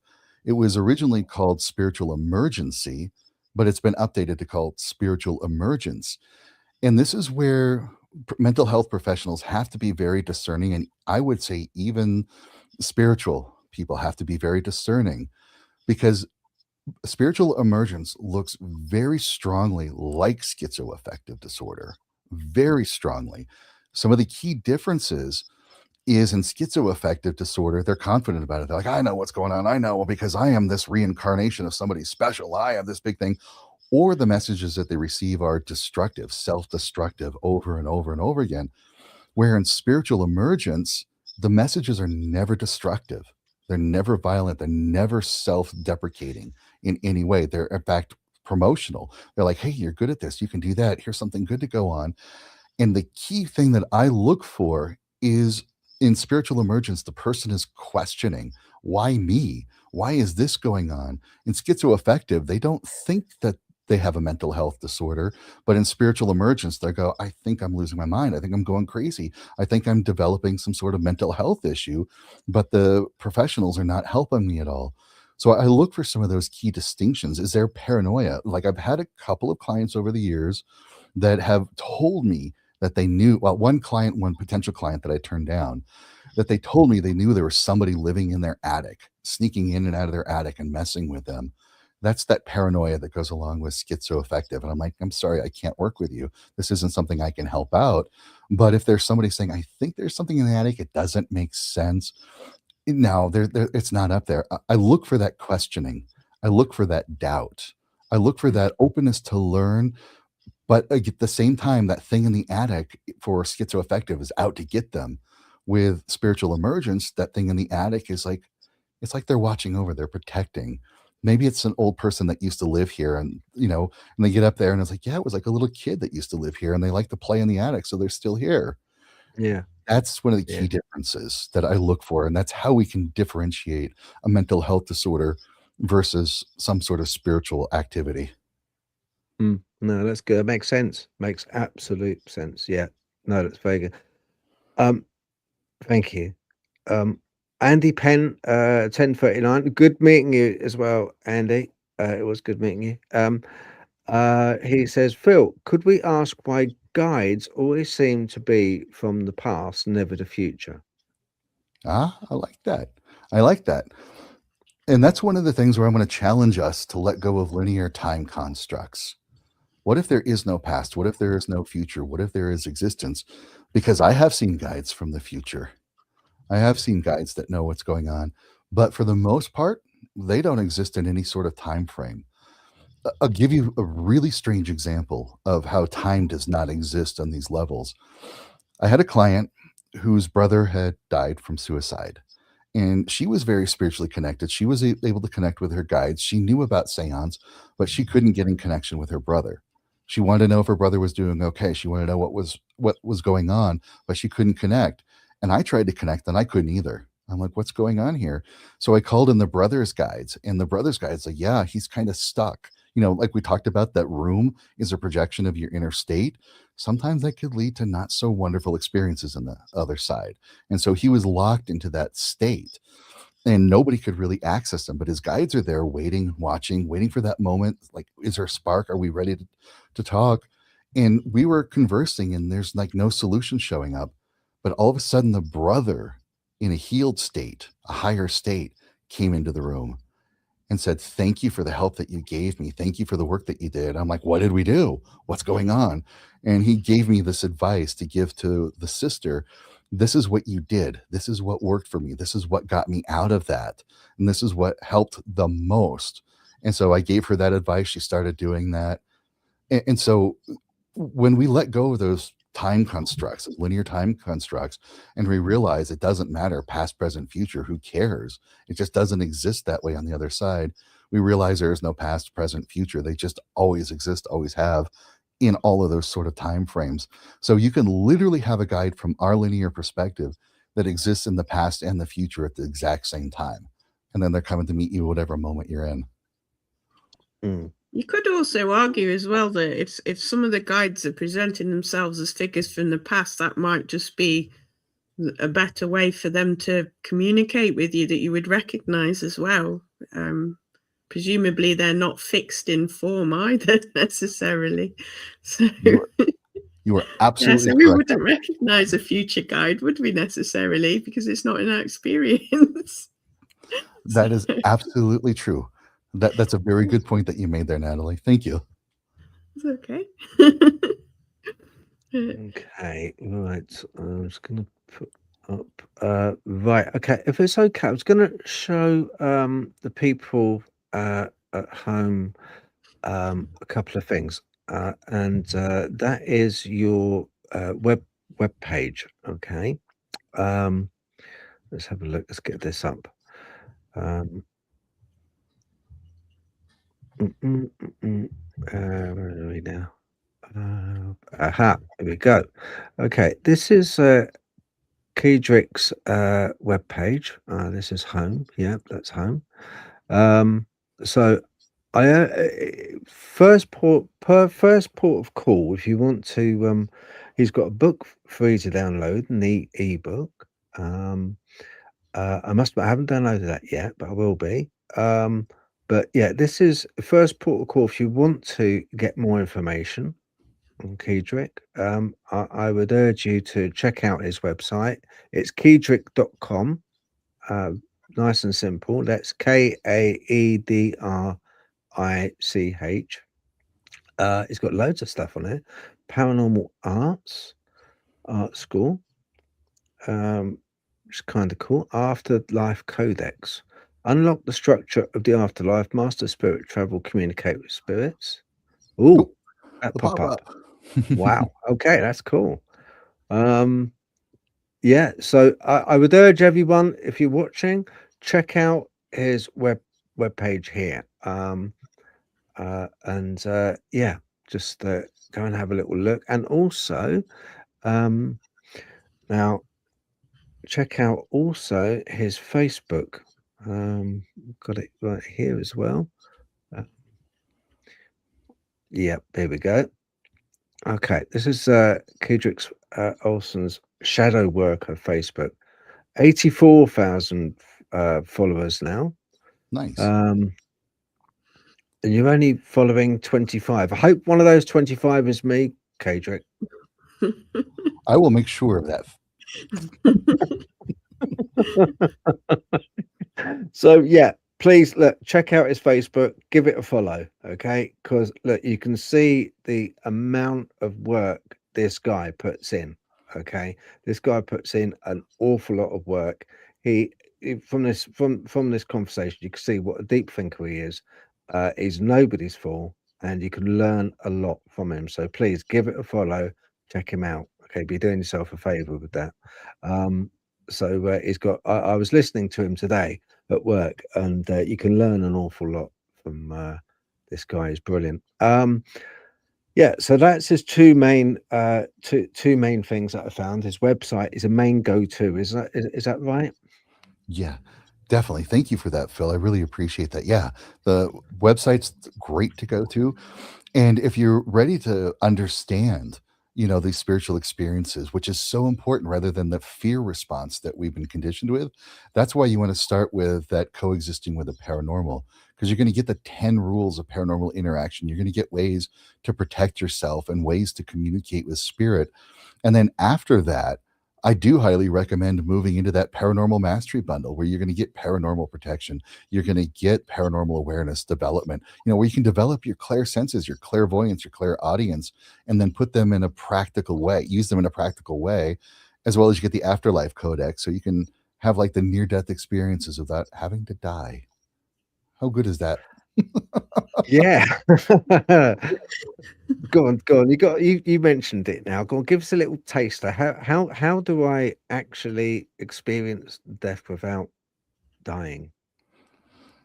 One of the techniques I give you in there is to create your own place in the afterlife, where you literally, like, I will tell this to people, like working with an altar. This is actually how this formed. Is a lot of the people I work with in the Norse community and some of the metaphysical communities have an altar that they work on, where they receive energy, they connect to liminal space.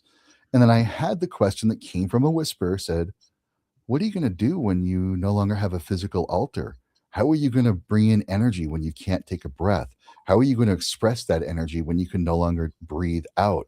What are you going to do for your spiritual practice and your spiritual growth without an altar? So I asked them, and we worked together, and they showed me how to create that altar in the astral, in the spiritual realms. You go item by item, you create them there. And then, like, what about if you create your own space? And so they showed me how to do that. And so what you end up doing is creating your own, like, astral temple, your own safe place in the spirit world that you can connect with, that you can be a part of. And so when the time comes when you're no longer in your body, you've already got a familiar place to hang out. You've already got a place where you can interact with other spirits that you're safe, that you're familiar with. And so the more you're developing that, the more you are building your spiritual awareness in the physical sense. So you're living both spiritually and physical by doing that. But it starts with citation level, at the spiritual level, learning how to get out of your body and go over to the other side. And like you mentioned, those three questions: what do you expect is over there? What do you feel you deserve? What do you hope is over there? And if you start to answer those questions, you start to build that subjective reality, which gives you that foundation that you can start altering it and changing it and making it what you want it to be.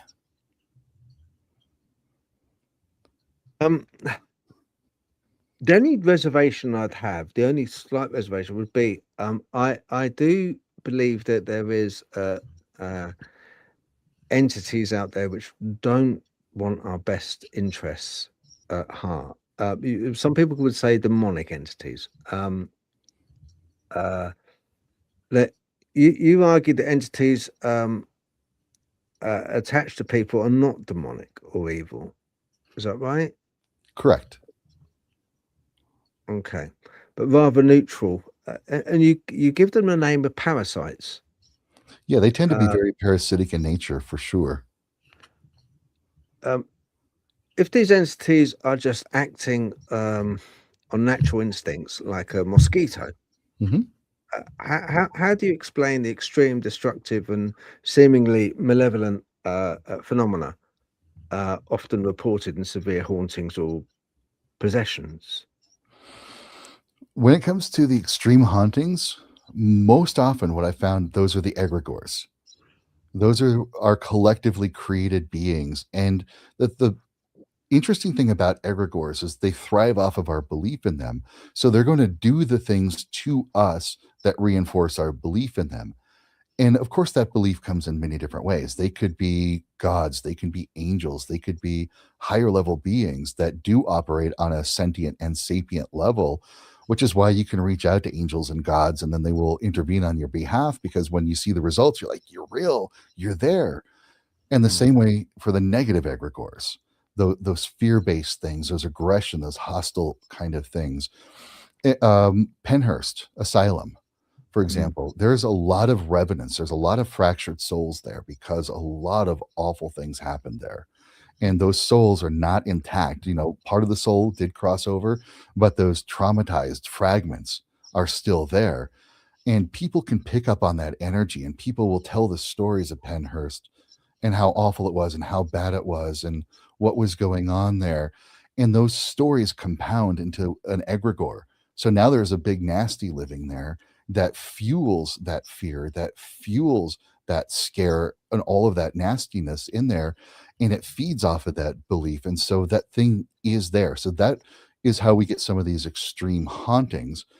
And a lot of other times when I've seen clients that have had bad paranormal problems, it's because it's self-generated, you know, poltergeist effect, it's thought forms, it's all these other kind of things that compound that give that demonic kind of presence. Now, when it comes to like possession, when it comes to spirit attachment, that sort of thing, most often than not, it's a lost soul looking for something familiar, something comfortable, something.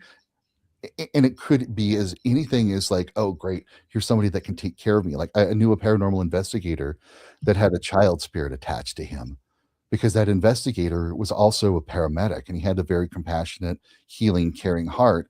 And here is this hurt little boy. And of course, he at his intrinsic nature is like, let me take care of you. But it was messing with his results because this little boy would show up at all of the investigations and mess with the equipment. So he would get false readings from that. And sometimes it is somebody looking for their fix, somebody looking for the next dose or whatever. And so they will influence the living person to do those things.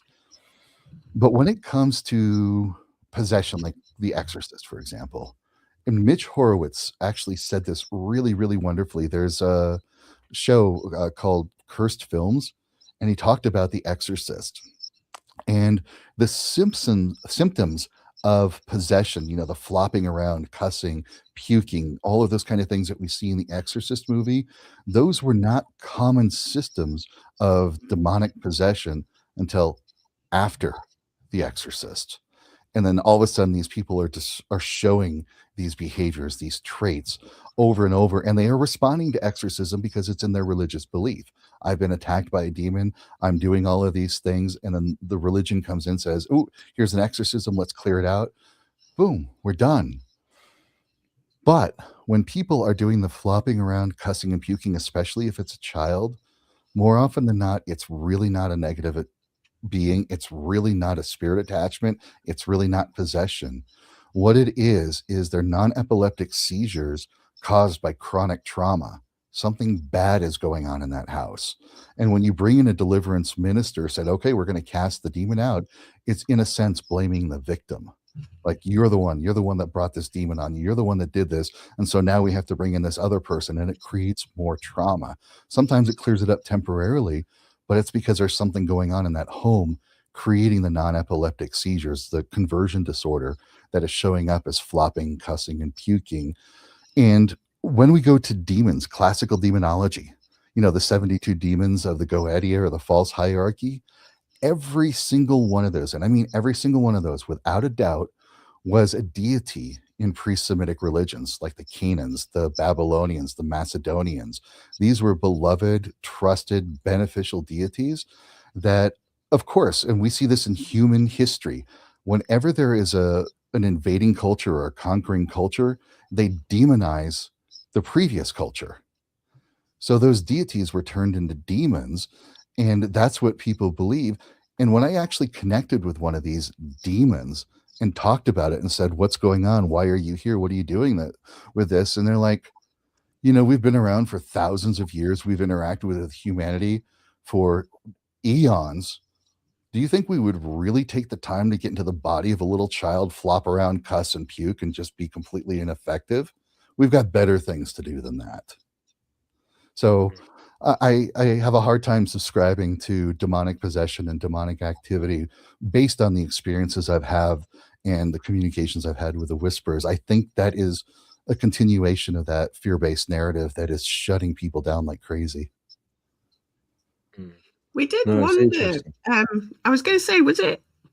I can't remember if it was Andy we were talking to, and we were saying, like you say, with some of the sort of like deities that get displaced, we did wonder whether some of those things were sort of like a result of like not them being angry at being misrepresented almost. So the way of interacting with them is changed, so the presentation of it changes. And I don't suppose a deity could get frustrated particularly, but it's possible that, like you say, the form of them has been twisted by the following culture that's taken over, and these deities can no longer interact in the way that they expect to, and it somehow comes out a little bit screwy.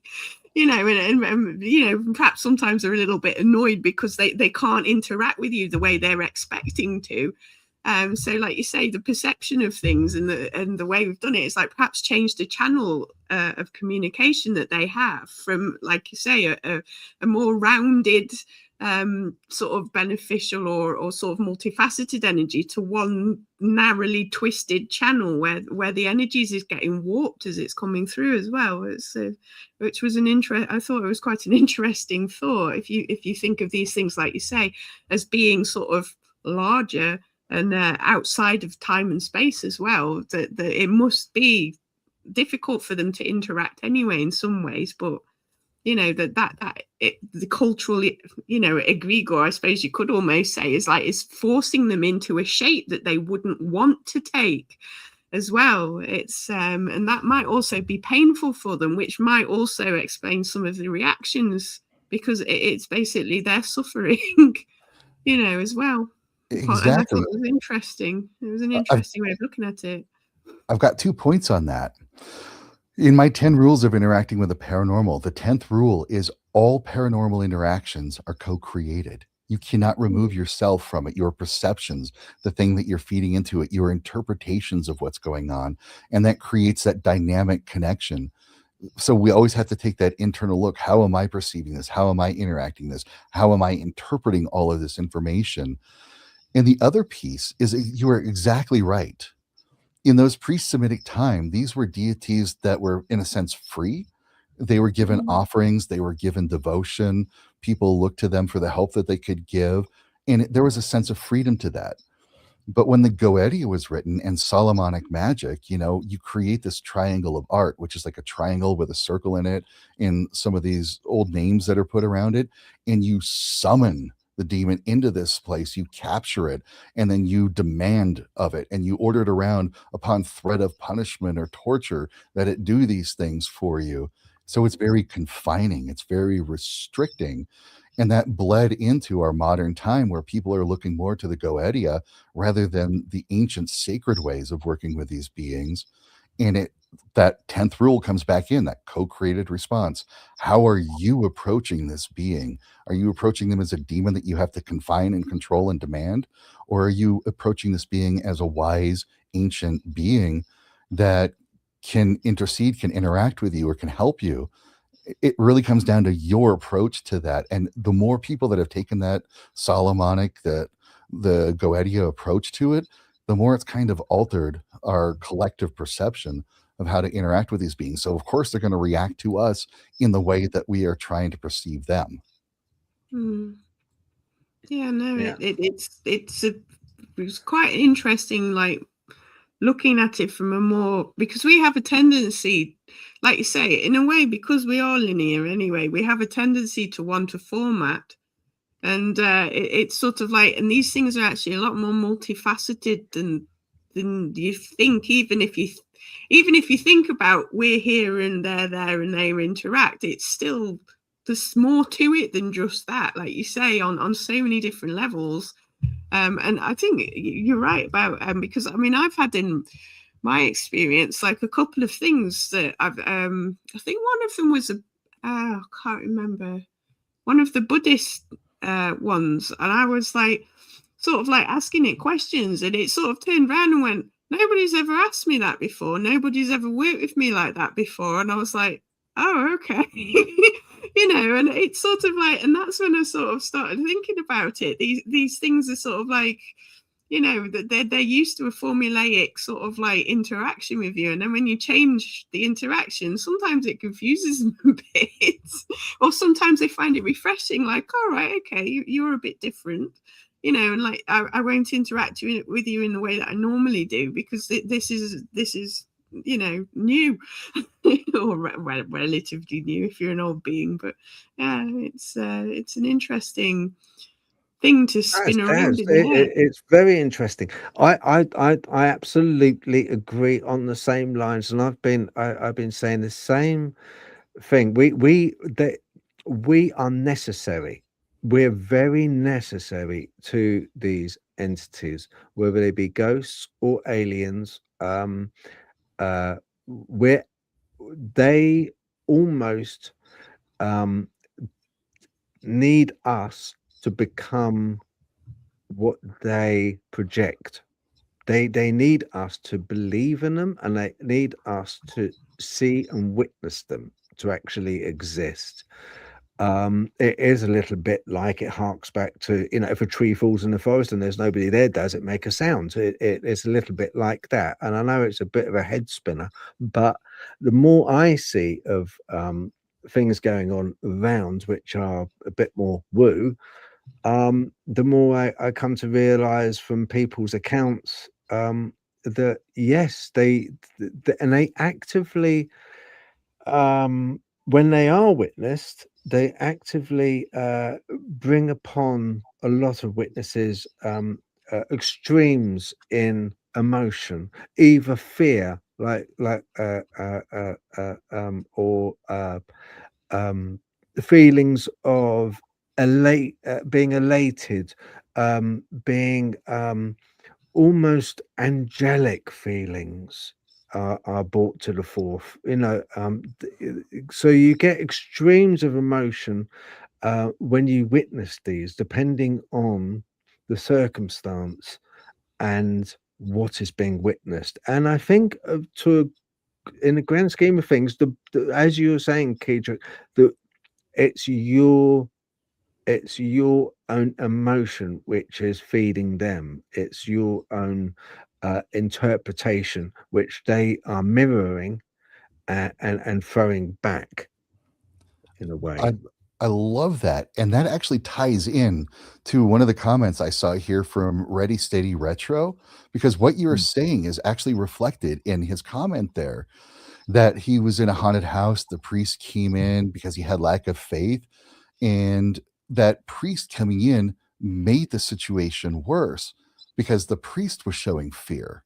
The priest was stoking up that fear. This is something I've seen repeatedly. And one of the rules, and I'm going to come back to this rule, but I want to put it in there so I can remember it, is that when you're interacting with the paranormal, you want to be coherent in that interaction. I'll explain that in a minute, because that priest was coming in with that sense of like, oh, let's bring the spiritual in, but he was afraid of it. And maybe he did some sort of a house blessing, or maybe he did some sort of exorcism, not sure. And it's not a demon that's there. It's a tricksy person. It's just a person that's just a jerk. And now you do this house blessing, you do this exorcism, and that jerk is like, oh, yeah, you think I'm a demon? This is great. Let's go play with this. And to my astonishment, one of my favorite authors on the paranormal is Allan Kardec. And he has a few books that are kind of channeled through automatic writing and table tipping. And he said the same thing, that the reason why these things get worse is because the priests are bringing in their fear. The priests are projecting that into they're bringing that authority. This is a demon. This is something out to get you. That riles up that fear, and it makes it worse. Meanwhile, because it's just a person just being a jerk, so they're going to get to be a jerk. And this is where I got to have to do a soapbox moment. I'm sorry. This is the problem with Ed and Lorraine Warren. Yes, I will credit them to help bring more of the paranormal to the forefront, but Ed Warren was a demonologist with the Catholic Church. And so everything they encountered, whether it was a lost little kid or if it was just somebody playing around, became a demon. And there are numerous people that said, yes, there was something weird going on in the house. Yes, we were scared because we didn't understand it, but it wasn't a big deal until the Warrens forced themselves into it. And then it became a problem because they're projecting that fear. They're projecting that onto the situation, the people, and it makes it worse. Rather than just kind of be like, ooh, what is this? What kind of help can I give to you? And that's where I talk about that coherence. If you want to call in grandma and you want to talk to grandma, but you're afraid, part of you is going to go, hi, grandma, what are you doing? I want to see you. But the other part's like, oh my God, oh my God, oh my God, oh my God, oh my God. You're not in coherence. If there's a tricksy person causing problems in your house and you're like, get out of here. But inside you're like, God, I hope this works. I hope this works. What do I have to do? You're out of coherence. But if you could tap into that sacredness, that joy, that wonder, that just like, wow, this is cool, even that neutral, and you're completely there and you're like, yeah, I see what you're doing. That's cool. That's fun. Hey, you want to throw that thing again? That'll be cool if you do it. And you dispel that fear and you're operating out of coherence. And that's what was missing with those priest interactions. That's what's missing is they try to bring in the sacred, but they're bringing in the fear and they're perpetuating the fear, which is why it gets worse. Because we're not interacting with these beings the way those beings are. We're putting ourselves into that place, and then they're responding, just like what you were saying there, Phil. It's a dynamic. We have an interaction. It's not an oppression. It's not an attack. It's an interaction and an interpretation of that interaction. Mm. Have you ever in your life come across anything which has scared you? Literally, and you thought, well, this is not something that I can manipulate, or this is not something that I can easily get rid of. This is something which is more than a tulpa, an egregore, a projection of thought. Only twice, but that was because of my interpretation. The first time was when I was a teenager hanging out with my friends in a field at night. There's like an old oxbow lake that we would hang out in, railroad tracks that would go by. And all of a sudden I felt like the psychic attack come on. It was like heavy, fear-based. I was like, oh crap, we got to get out of here. And all of a sudden everybody felt it too. And we just ran like heck out of that field. And as soon as we crossed the street back to where our homes were, I could see like these large, powerful beings standing there like guardians, and they kept back what was going on. And at the time I thought we were under attack by something demonic, something evil, because I didn't know then. I was still a teenager, still developing my awareness, still learning to connect to this. It turns out it was just some of the lost souls on that land, some of the people that used to live in that area that didn't like us messing with that area, so they were attacking us to get us out of there. Again, it wasn't a big nasty, but at that time I thought it was. And those guardians kind of not only cleared them out, but helped me better understand what was going on. The second time happened when I was really sick. I had a bad case of the flu. I was in bed for days, and I swear I was starting to hallucinate. But there was some little nasty hanging on the side of the wall. It kind of looked like a big insect, and I could feel it tapping into my vitality, my energy, pulling that thing off of me. Connected with the whispers, connected with this thing, and I realized it was like an artificial construct. It wasn't a living, naturally formed thing, but it was feeding off of my vitality. And because it was an artificially constructed entity, I just kind of ripped it apart and destroyed it, and it never messed with me again. But I have seen with a number of clients where there is some awful things going on in the house. Poltergeist activity, for example. Things are throwing around, furniture's moving, scratches, biting, the bad smells, the growls, all of that kind of stuff that we associate with demonic activity. And then I scout out the place. I feel it out. I get a feel for that. And I'm like, there's nothing here. I'm like trying to figure out what's going on. And there's a great book called The Spiritual Anatomy of Emotion, written by two scientists that started off to try to debunk the paranormal. And they had some really good examples of debunking the paranormal in their book. But then they came across some things that are like, no, this is absolutely real.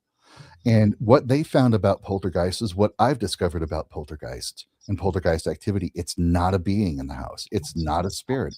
It's not a demon in the house. What's going on is you've got a person in the house, usually an adolescent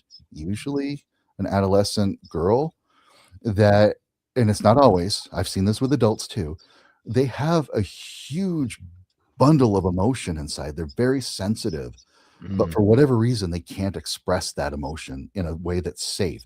If it's men, because we're up to be strong and stoic and suppress our emotion.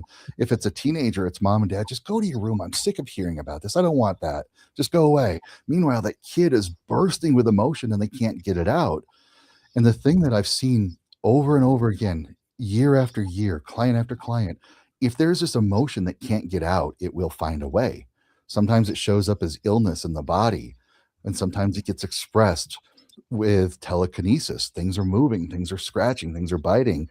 And in the case of like poltergeist activity, if it's like an adolescent girl, the attack tends to usually be on dad.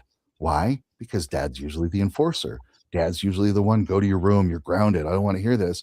And so this is the only way that that person can express their emotion. And when you work with them and you get them the help they need, and like a mental health professional, not me, but when they actually can get to a place where they can express their emotions safely, let their emotions out, they can feel their emotions. And for men, that means letting yourself feel vulnerable, getting that time to feel your emotions. Yeah. Poltergeist activity, boom, gone. There's no big nasty in the house. All of that stuff stops because that person that was generating can finally express their emotion in a healthy way. Yeah. I see. I cited the case of the Enfield poltergeist, which I do believe. I think it was Ed Lorraine Warren also went to, but because it was young girls, two sisters, one in particular, which was a lot of the activity was Janet, which was a lot of the activity was in and around her, in this environment. It was focused on her. She was like prepubescent or early teenager, and I cited the, as you say, exactly, with all the pent-up emotions, all the hormones, all the anger, all the frustration, everything else going on, and I believe that there is a well of energy, and I think that well of energy, some people can, like you say, with Talpot or Egregore, can manipulate into an entity which asserts itself and presents itself in a manner that is acceptable to that witness at that time. But I do think that there is a well of energy, and that well of energy can manifest. Maybe to one, it would look like, for instance, it would look like an old man that used to live there. To another, it may be interpreted from that well of energy as an alien. To another, it may manifest as something completely different, a white lady, the archetypal white lady. But I do think there is a separate, almost, when we spoke of consciousness, there is people that either have been put into comas or uh, suffer a coma after a trauma, and very often when they're flatlining. The synapses, there's no synapses going on. The hippocampus is just dormant. Their whole brain activity is basically gone. Their body is kept alive by a machine, but they do pull through. If they're young enough and stuff, they do pull through. And at that moment, there's been cases where after they pull through, they say, "Oh, nurse, thank you for coming over and holding my hand." Or it was great to see my daughter come in and visit me. She kissed me on the forehead. Even though at that time, their mind, their conscious mind, their brain inside their head was defunct, gone, not there, not actually working. But there was an external consciousness, which I believe, like a boson particle, is all pervasive around us like a river. And I think we dip into it, dip out of it, and that energy can manifest. And I think you're right there. You know, I like that model. I absolutely agree with that.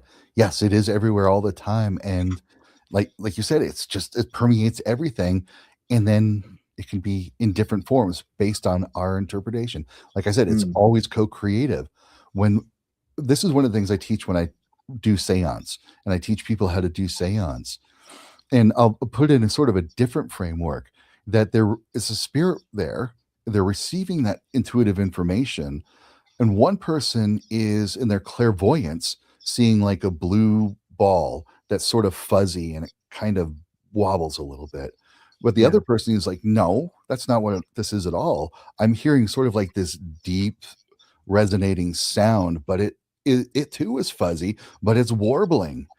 And I'll say you're receiving the exact same information from that spiritual being. It's just mm, one person is interpreting it visually, the other person's interpreting it audibly, and they're just using their own internal understanding of how to process and interpret that information. And so sometimes that being needs to look one way for one person and to look another way for another person based on their own internal patterns and their own internal structures so that it can move into their conscious awareness. yeah, brilliant, absolutely brilliant. No, the way your mind comprehends things is spot on. I think absolutely spot on. I love that. I love that answer. Um, we're coming up to 2 hours, Kaedrich. We usually sort of like stop it at around 2 hours. Um, but I could talk for ages. I've just got one question which I've been dying to ask. Um, now, does spiritual knowledge, if spiritual knowledge stops working and gathering information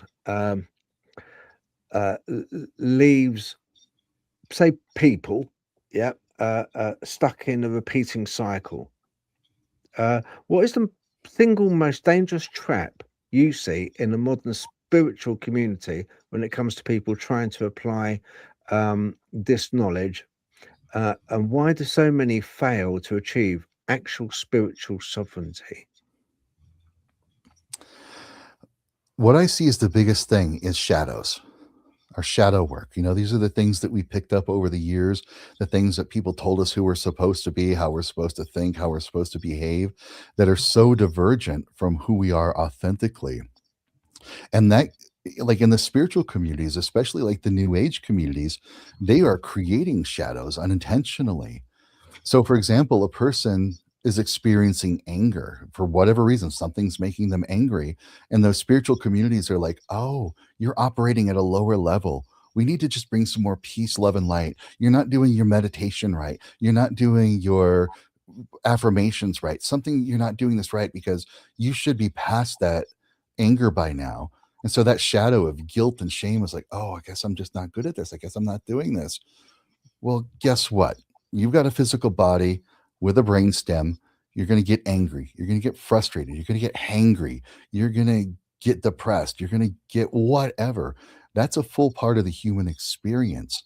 And when you recognize that you're going to have the full range of emotions and it's okay, that there is no guilt or blame or guilt about any of it, but then you can be aware of that emotion and say, yes, there is a proper time and application for anger.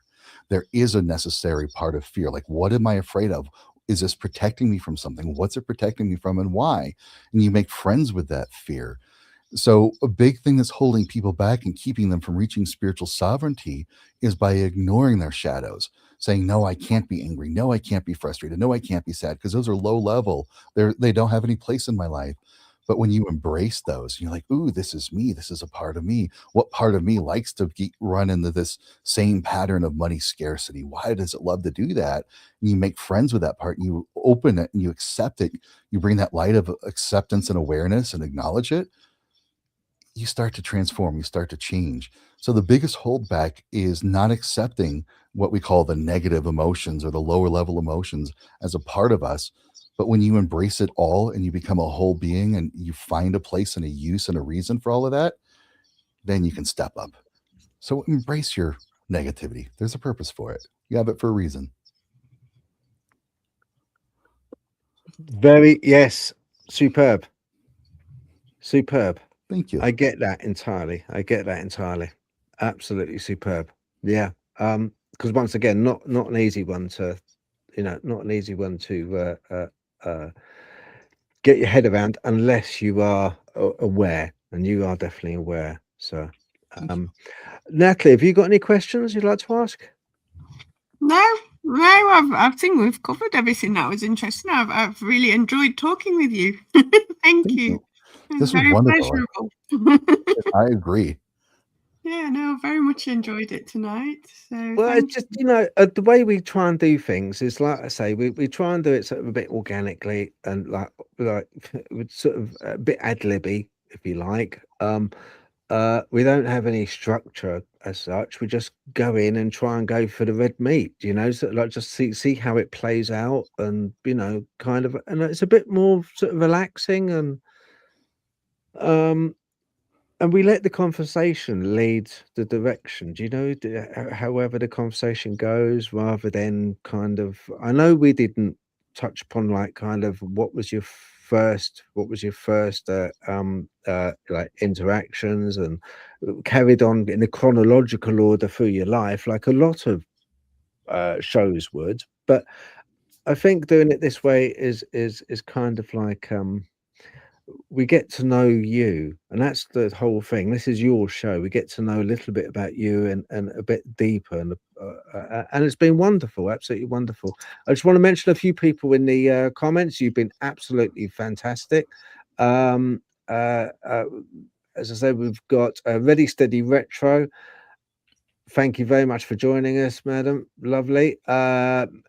Miss Ashley Y, hello. Yes, hello indeed. Thank you for joining us. Susan, I know we got there. Oh, Wolfen Works. Very nice to meet you as well. And glad you could make it. And of course, Keith Aston, thank you. Andy Penn, brilliant. Thank you very much for your question. Yeah, got Keith. Ready Steady Retro. Let's have a look. I think we're more or less up to date. That's all the new people that we've had on. Have we got any? I'll just ask you, admin Roxy. Have we got any other questions, or we about done? I think we are about done. If anyone's got any questions, it's your last call. If not, we shall call it a wrap, I think.